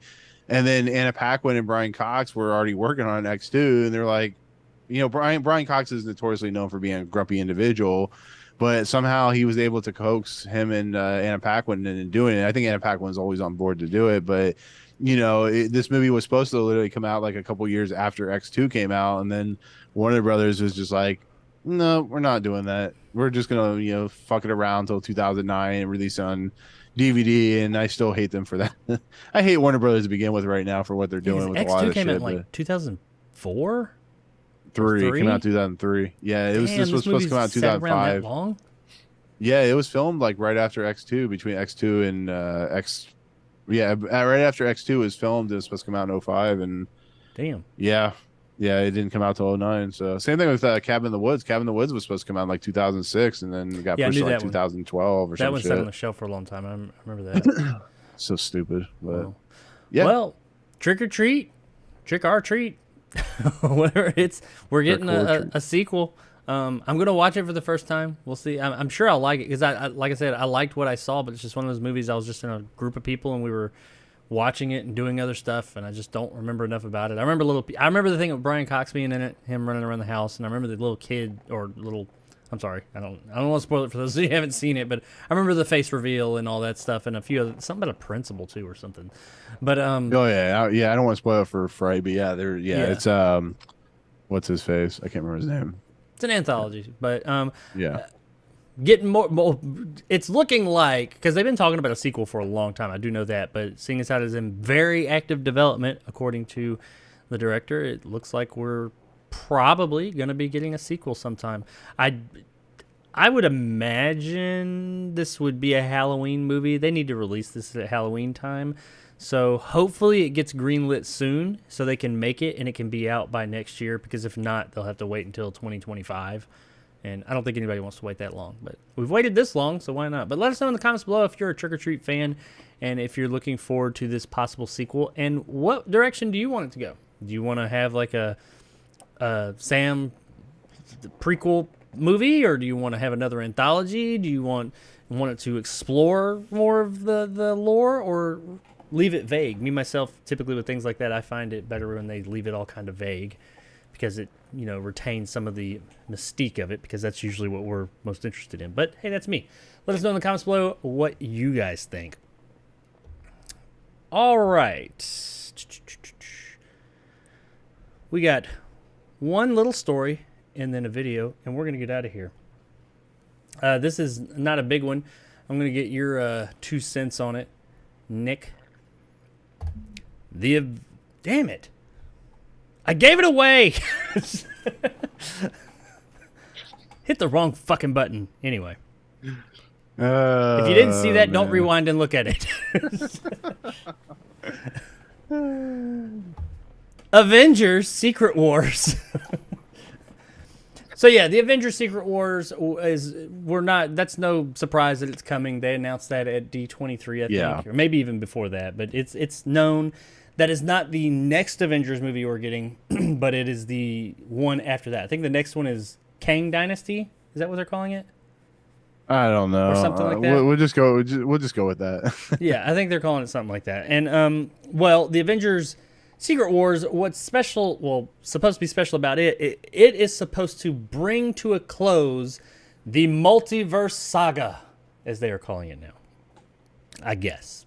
This phase, or not this phase, but this group of phases after Endgame, which was dead by then anyways. Infinity Stone saga. So this is the next saga, which is only a few years long instead of, 11. I wonder why it's not catching on. Anywho, Marvel Studios has tapped Doctor Strange in the Multiverse of Madness screenwriter Michael Waldron to write the script for 2025's Avengers Secret Wars, the climactic final film in the Multiverse saga. Waldron, is that his name? Waldron has created and served as head writer on the 2021 Disney Plus series Loki, and of course Doctor Strange 2 in the Multiverse of Madness. Prior to his work with Marvel, Waldron was a writer on Rick and Morty and Community, and if that seems odd, well, there's actually quite a few Rick and Morty alums that have come over to write for the MCU. Yeah, they just hired more of them too. Yeah, but apparently that's where they poach a lot of their writers from. Now, I do have a synopsis, not of the movie, but of Secret Wars is, of course, a comic book. I am not well-versed in the Marvel comic books of late, but according to what this article says, Secret Wars storyline in the Marvel comics features the main Marvel universe and the ultimate Marvel universe collide in an incursion, causing both to collapse and form a brand new reality called Battle World, a dystopian nightmare filled with several alternate versions of many Marvel characters. So yeah. I mean, what do you think, Nick? I mean, is this, I guess, does that very short and vague synopsis sound like something we want to see? And once again, this is the comic book version, as we've seen with the MCU. God knows what they're going to do with it. It could be totally different. How about this guy and his writing, what he's written for Marvel so far, and he's going to be... This is supposed to be the big... This is their end game for this, what are they calling it? Multiverse saga. Okay. So what's the actual story we have so far of this multiverse saga? Is there an actual story going on? Well, I'm hoping that we're going to get that soon. At what point are we getting? We were like 3 years into this fucking shit. Like, what is the story going on? It's, here's how I look at it. Michael Waldron, guy came from Rick and Morty. Loki, you liked Loki. I thought Loki was all right. We both agree that Doctor Strange and Multiverse of Madness was something we were looking forward to. At least I was really looking forward to. I enjoyed it the first time, but as like Star Wars Episode 1, The Phantom Menace, the more and more you watch it, the more and more you realize it's unfortunately a piece of shit. It's just the way it is, unfortunately. I kind of felt that way the first time. Maybe not a piece of shit, but definitely disappointing. Yeah, I was not that happy with it. There's some cool stuff in there, but it's just like I don't even like there's nothing. Oh my god, there's no coherency in this story. Like, when they like talk about like, oh, we're trying to set up new characters, but there was coherency in like the first phases of Marvel. Like, yes, the characters were being set up, but there was a goal being put in mind, and it brings back the whole idea that you're hearing about Kevin Feige's being stretched too thin. It's showing. Like, I don't like. I should be honestly, and you probably feel the same way. We should care about this shit. We should be excited for Secret Wars. We should be excited for Kang. I love Jonathan Majors, who's one of my favorite, underrated actors, who's been in stuff like Last Man, Black Man in San Francisco, and stuff like that. And I don't give two fucks about him as Kang. I don't care about like the Ant-Man stuff. Cool. You hear about Doctor Doom supposed to be in Black Panther 2. cool, I guess. I don't care. Like Black Panther 2 should be like a movie that we should all be excited for. And I watch it and like Namor he has wings on his feet and stuff like Twinkle that. toe. I don't care about any of this shit anymore. And it's just like I'll watch it because we're at a point where you're already 1,200 movies in. You might as well just watch the next one and just hopefully it won't murder you like Thor the Thor Love and Thunder did. But it's just like I don't care about any of this shit anymore. I don't care about what happens. Like when they showed Black Panther and they showed Ironheart, it's just like, okay, cool. There's another Iron Man character. Like, there's nothing fun about this shit anymore. It feels like a chore. I 200% agree. And this is coming from a man who like was fervent about each Marvel movie. It just once the Avengers Endgame finished, I think it's one of those things where I think it outlasts itself. It's like Supernatural, to be fairly honest. I know you're a huge fan of Supernatural, but you got to admit, even Supernatural. No, it got stale. Yeah, it went like 18,000 seasons or something like that, and it's just like, I mean, I don't know. I feel like I want to appreciate Marvel and I want to appreciate Star Wars, and it has actually taken a show like Andor to make me appreciate Star Wars a little bit more. But it's just like, when I hear about Secret Wars and I hear them like bringing in, Michael Waldron, or they're bringing in, Ryan Coogler, and then they're bringing Dustin Denton Cretton or whatever to do these movies. I just cool. I guess I don't fucking know. It's okay, man. We can both admit it. I don't give a fuck. I'm gonna cry. I don't care. I did at one point. You had me with Endgame. We was on a high. And then the other Spider-Man movie came out, and I was like, well, okay, that was cool. It's all right. Endgame just happened, I can't expect it to be that big, but god damn. You ain't had shit since then. No Way Home was good, but honestly, on a second rewatch, No Way Home is just fine. It just feels like a greatest hits being played through. Yeah, everything else has been boring, a muddled fucking mess, and Doctor Strange, and I did want to ask you that. Do you think that the issues with Doctor Strange and the Multiverse of Madness were the writing, or do you think it was the editing and the direct? Because apparently that movie was totally different at one point in time.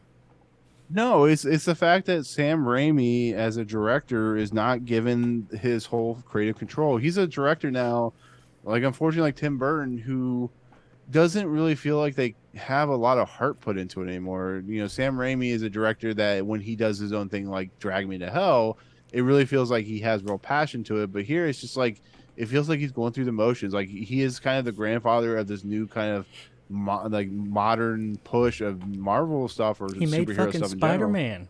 Yeah, and him Spider-Man and Bryan 2. Singer are like him and Bryan Singer are like the basically the fathers of this whole modern age of superheroes. And I don't know. I kind of want them to just kind of take a break, and they can't afford to take a break because people are like, I'm super excited, I'm going to jump on the dick bandwagon of Marvel and just be going forward. And I can't. I just don't. I mean, I'll see this movie. I'll see the next Avengers movie because I have a goddamn YouTube. If I didn't have a YouTube channel that talked about movies, if I didn't do a show twice a week, if it wasn't part of my quote unquote job or whatever, I don't know. I wouldn't see all these movies in theaters. I'd probably see them eventually, but I wouldn't be running out to see what is it? I guess next thing is Black Panther. Who knows what direction that's going to go? Like all these movies that they've been I wouldn't Thor: Love and Thunder. I wouldn't be going opening day to see that shit. I'd see it when I got home. None of these, and as they go on, as they continue to fucking disappoint me, I definitely wouldn't. I mean, look at this Black Panther trailer. Everybody's like, oh my God, and all this and that.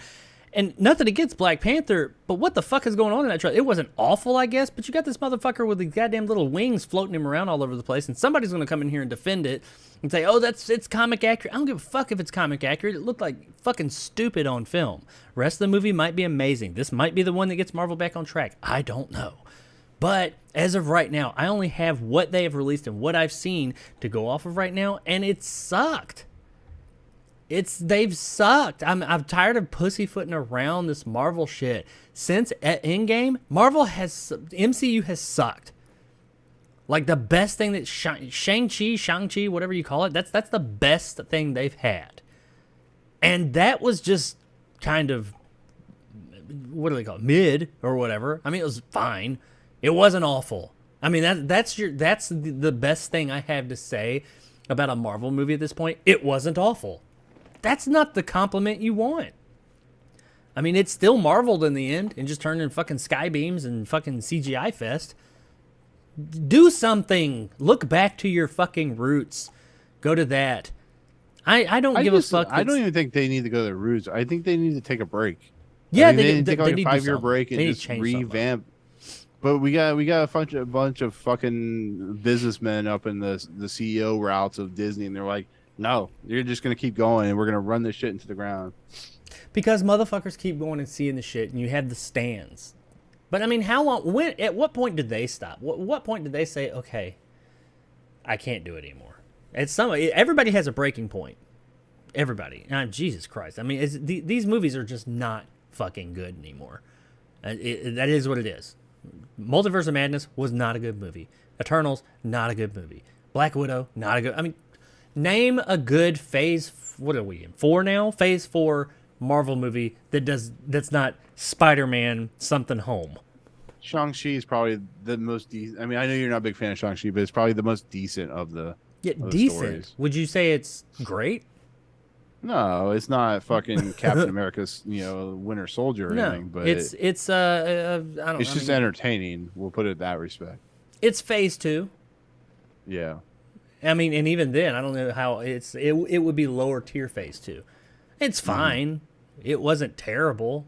But like I said, that's what you want your compliment to be. It wasn't terrible. It was okay. That's pretty bad, man. So overall, yeah. And like you said, and we've said plenty of times, what's the story? What's going on here? They're going to come in and retcon some shit with Kang and multiverses and make something. They're going to force something in there to make it somewhat kind of sort of in a way work so that people could say, oh, yeah, see, they've been planning this all. No, they haven't. They ain't been planning shit. Because if they were, they would have already had that shit out there. I did like Loki, though. And this guy wrote Loki, apparently. I did. I enjoyed Loki. I think Loki was the best of the Marvel shows that I've seen. I haven't seen Moon Knight and I haven't seen What If and all of She-Hulk. But I really enjoyed Loki. And I'm looking forward to Loki season 2. But that's 50% of what he's done for Marvel. He's also did Multiverse of Madness, and I thought that was just fucking bad. And I love Sam Raimi. I like Doctor Strange. But I didn't like that movie. But hey, maybe I'm the minority. Are you looking forward to Avengers Secret Wars? And since, what's this guy's name? Michael Waldron is attached to write. Does this get you excited? Let us know in the comments below if it does. And tell us why. Why? Besides, Marvel's awesome. Marvel's great. Marvel's wonderful. Why? What about this new phase is exciting to you? What's been good? Besides just vague, it's been good. No. There's no, what is the overarching story? We don't fucking know because it doesn't exist. But hey, that's our thoughts. Let us know what yours are in the comments below. Alrighty, last part. This is the end, ladies and gentlemen, but I got one more thing for you, and this is a little video I had to let you guys see before we get out of here. This is a movie that I was able to see, and you can, as of right now, I think it's available for everybody to see now. I already put it up there a minute ago by accident, but here it is. Hot take, the Depp Heard Trial. Is that what it's called? Yeah. This is a movie. I promise it's a real fucking movie. So yeah, they made, I actually reported on this on the show just a few weeks ago that a Amber Heard Johnny Depp trial movie had been fast-tracked into production and it was coming out on Tubi. Well, it's out now. And it is a real actual movie. And I did a real actual review of this movie. And probably, I had to actually cut a lot of stuff out of it because I just kept talking about it. But, so I'm going to let you guys see that real quick before it goes live on my channel this evening. And you can see what I thought of the Tubi original Amber Heard movie. Now, if you are interested in seeing this movie, just go to Tubi.com or TubiTV.com, whatever. Just type in Tubi. You can go in there. You don't even have to sign in. You can. It's all free. I think you get ads. I think while I was watching it, I had an ad pop up like 3 or 4 times throughout the hour and a half or so that it is. So it's not too bad. But you can watch it for free right now. Just look up Hot Take. I think it shows up on their front page. But here's my review of Hot Take, the Johnny Depp or the Depp Heard trial. We'll take a look at this and then we will discuss it for a few minutes before we get out of here. I feel like I just watched this movie.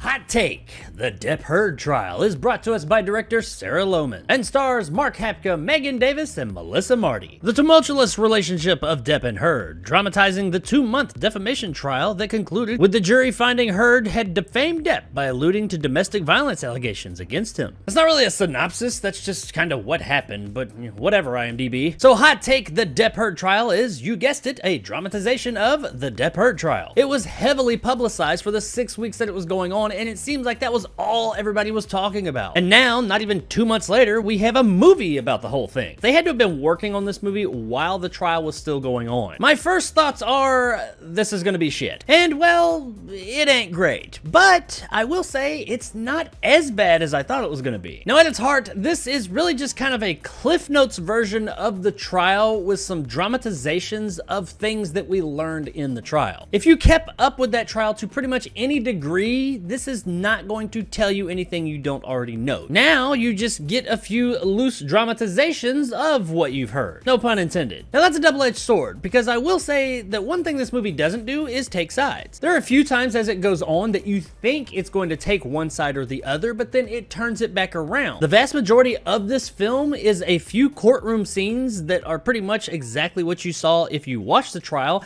and then a few dramatizations of the stuff that was said in the trial. It didn't seem like they went and added anything extra here or there. There's a few scenes that we get of some people talking behind the scenes here or there, but none of it seemed like it had some type of agenda or anything like that. These few small conversations could have very well been things that took place that we just didn't see because they were in places that didn't get filmed. And I did like that about the movie. It didn't come in with a preconceived notion. It didn't say, hey, we're all Team Heard or Team Depp. It just said, hey, here's what the fuck happened. Beyond seeing some small dramatizations of shit that you have heard about 100 times at this point, there is not much else that this movie has to offer. We don't get any more insight on either of these two human beings. We don't really see any other stuff that happened that we didn't hear about or learn in the trial. There's just nothing added to it. Now, that being said, I didn't want the filmmakers to come in and add their own view or any of that stuff to it. I was hoping that there would have been some stuff that we didn't hear about, some things we didn't see, something new to add to all of it. But no, there's not. So that would probably lead someone to say, well, maybe this movie is for the people that didn't follow the trial. You know, like those 5 people over there under a rock. And not really though, because you do have to have a bit of a built-in information about this film to really understand what's going on. While it does get you up to speed and tell you some things, there is a lot of information that is left out of this movie. I mean, the movie's only about an hour and a half long. And if you weren't familiar, at least to some degree, with this trial and the things that happened, then this movie's story and all the stuff that's going on could be a bit lost on you. That being said, I don't know who the fuck isn't at least up to speed somewhat on this trial, because you just couldn't get away from that thing. So it's not really for people that are familiar with the trial, and it's not really for people that aren't familiar with the trial. So who is this movie for? And the answer is, I don't fucking know. So I don't really see the point in this movie. Now that's not to say that every single movie out there has to have a point and a message, but there has to be a reason to watch it, and I don't really know the reason to watch this film. Now, as I record this review, I look down at IMDb and see that the movie is rated a 2.8 out of 10. And while, yes, I will say this movie's not great. We'll get into some of the more technical stuff in a moment. A 2.8, I don't think it's that bad. The story just is what it is. I mean, it's the trial, that's it. Nothing more, nothing less. So if you didn't like that story in the trial, you're not gonna like this movie. If you found something in that trial story that you did like a lot of people out there,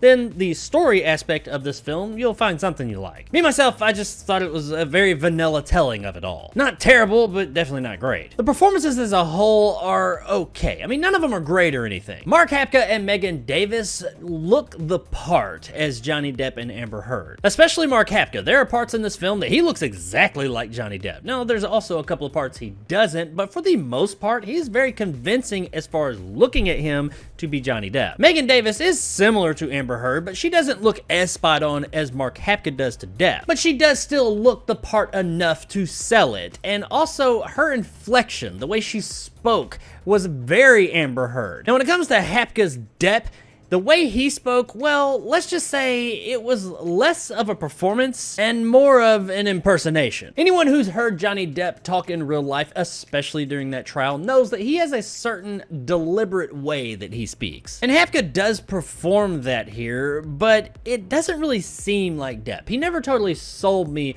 on him being Johnny Depp. He seemed like a really good Johnny Depp impersonator, but never Johnny Depp. And even though I wasn't like totally sold on him being Johnny Depp in the film, he did a lot better job than I thought this movie was going to provide for us. Neither of them are what I'd call great. Nobody's really great in this film, but they're not really bad. They're just kind of there. That's kind of everybody in the movie for the most part. It seems more like they found people that are good impersonators of these famous people and just put them in the movie for that. Not really so much on their acting skills, just will you sell it from a visual and sometimes auditory standpoint. And for the most part, yeah, they do, but nobody ever really convinces you that, yeah, you're that person. Some of the other smaller performances in the film aren't so great. I mean, most everybody does okay-ish, but there are a handful of pretty fucking bad ones. The first one that stood out to me and made me wonder if I was going to make it through this movie was in the first few minutes we hear an off-screen director speak. And when I say it's bad, that's not the right word. I don't know if there's a word for how awful this read is. It's pretty fucking laughable. What it really sounds like is that it was someone reading the lines off-screen for the shoot, and then they were going to dub over it, but they never dubbed over it. It's really fucking bad and kind of sets a tone early in the film. There are a few other side characters that aren't so great, but overall, I will say the performances here, while definitely not great or even good, they are passable for what this movie is trying to do for the most part. Look, I'm trying to be nice to this movie, okay? The overall look of the movie is okay. I mean, it doesn't look like it costs like millions and millions and millions of dollars, but it doesn't look nearly as cheap as I thought it was going to be, seeing as how it is a movie about something that just happened less than 2 months ago and it's already complete and in our hands. The look is fine. I mean, it doesn't look bad nor good. It's just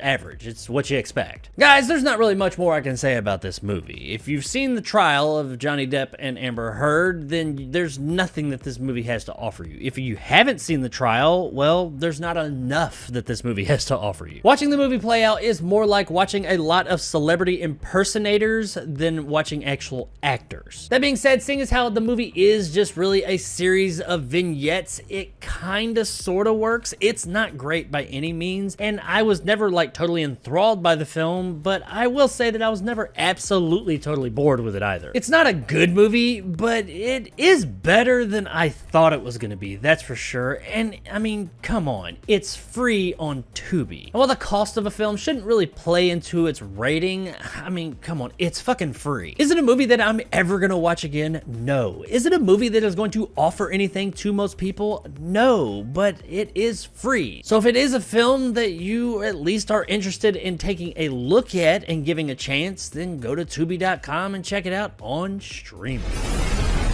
Across the street.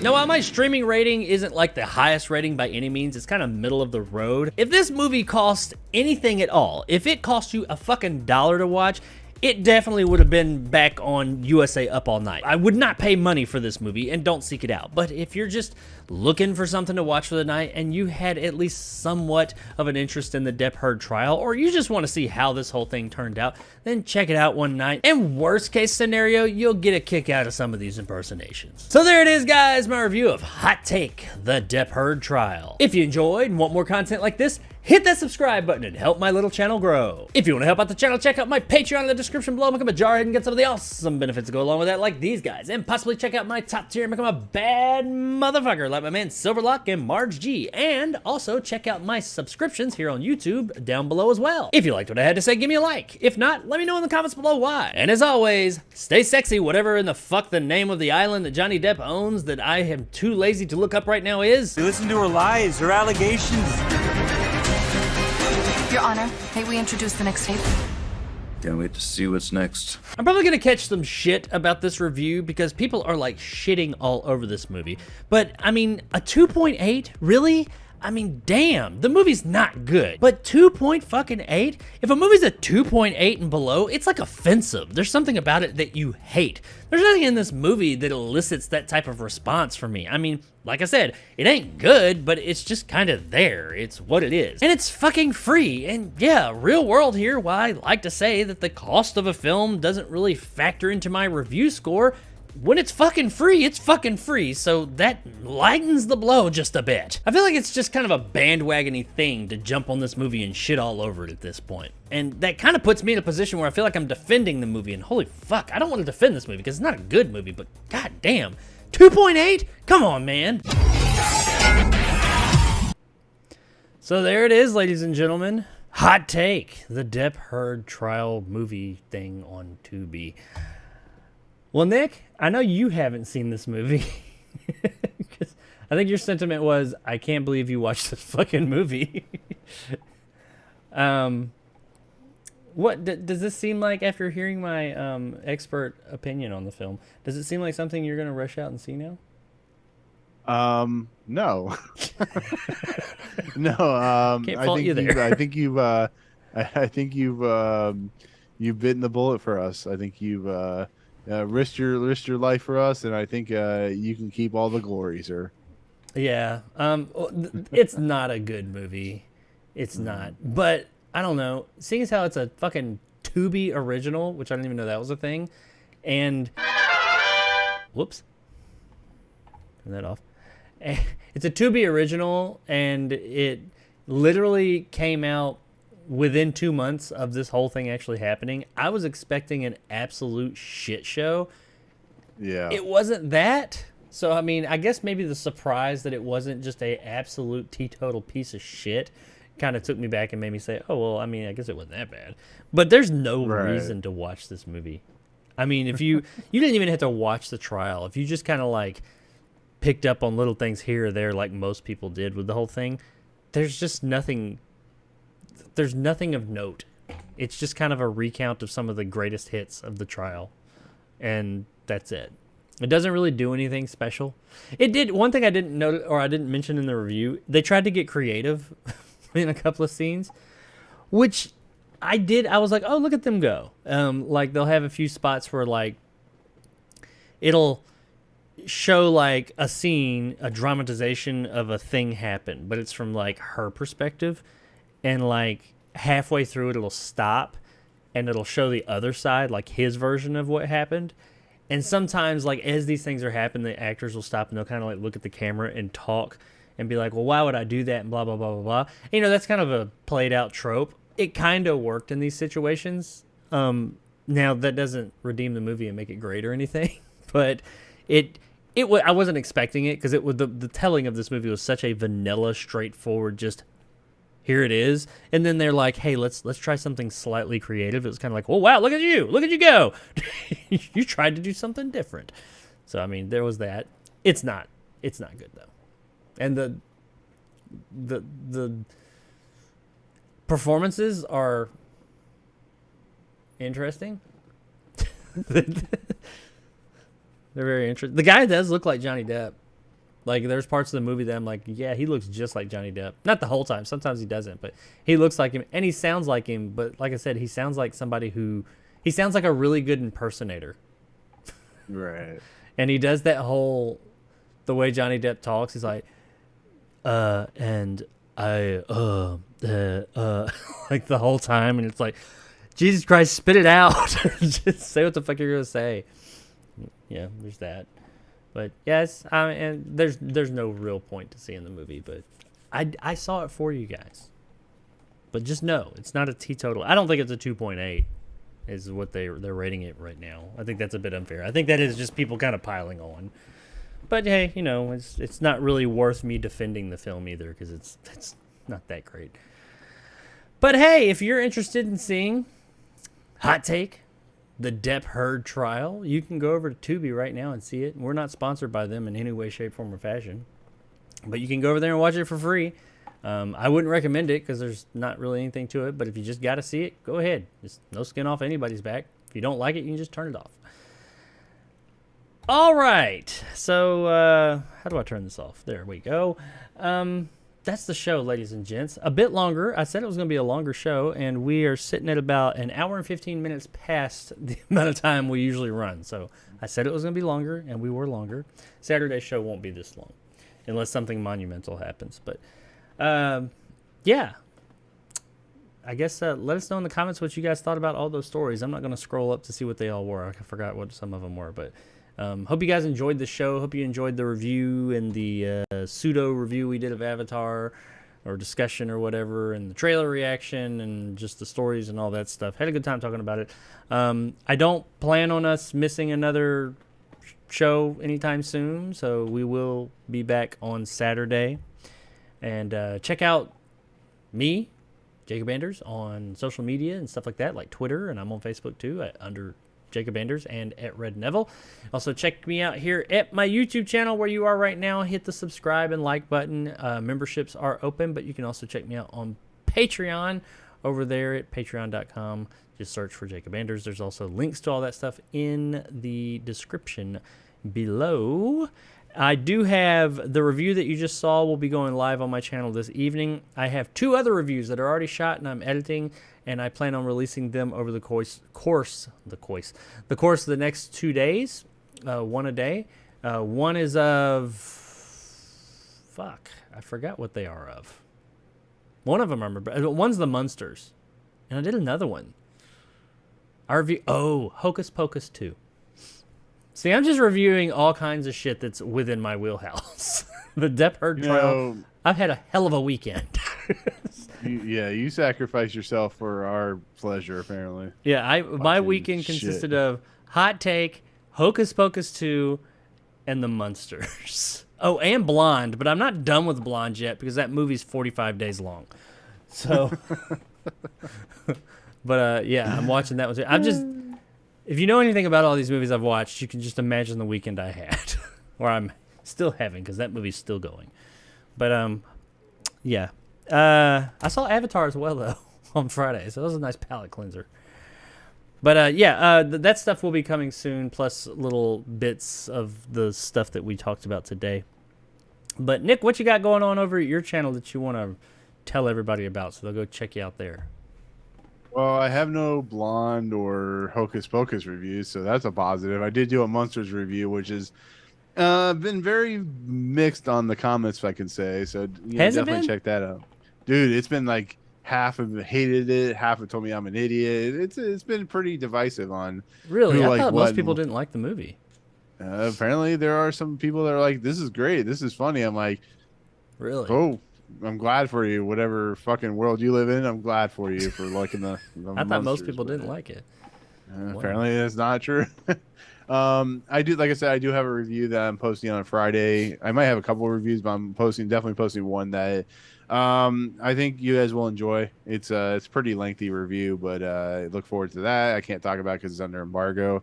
Other than that, I think I'm gonna do a review for Amsterdam, maybe, if I feel like not talking about that shitty movie from what I hear. Other than that, nothing before Saturday. Like Halloween Ends comes out next. Halloween Ends comes. That's about it. You know, Pleasure Emporium, Movie Emporium. Like I said, I'm gonna go see Trick or Treat tomorrow, which I have a review for up already. So, Trick or Treat, no, that's tomorrow. No, Halloween Ends. Is that Friday? I don't know what you're talking about. I have no idea what you're talking about. So. It's coming out Friday, I think, isn't it? What's today? Today's Wednesday. Yeah, it's Friday or Saturday. Yeah, it's the 8th, right? Yeah, just go see Bros or Avatar. You'll be fine. So, anyways, yeah. But anyways, everything's at Movie Emporium, so look forward to there. Yeah. No. Halloween Ends doesn't come out the 8th. Hellraiser does. Oh yeah, Hellraiser. So I might have 3. I don't know if I'm gonna do a review for. I will. I should do it. I will do I will do a It's a review for spoiler Hellraiser discussion because for I'm that. going to be watching that. I did Yeah, see I hear that that's real good. fucking cheerleader movie came out. I need to watch that and just round out my week of 2 out shit of movies 10. that I'm watching. It's on was it like Sci-Fi Channel or some shit? I think so. I don't know what it's on. I know it's out though. The Bring It On Slashoween or whatever it's called. I don't know. Slasherween. The horror Bring It On. I need to watch that. I'm just go on a roll, stay on a roll. But there you go. Well, cool. Yeah. You guys go check out Nick's channel over at Movie Emporium and all his awesomeness, and show him some love over there.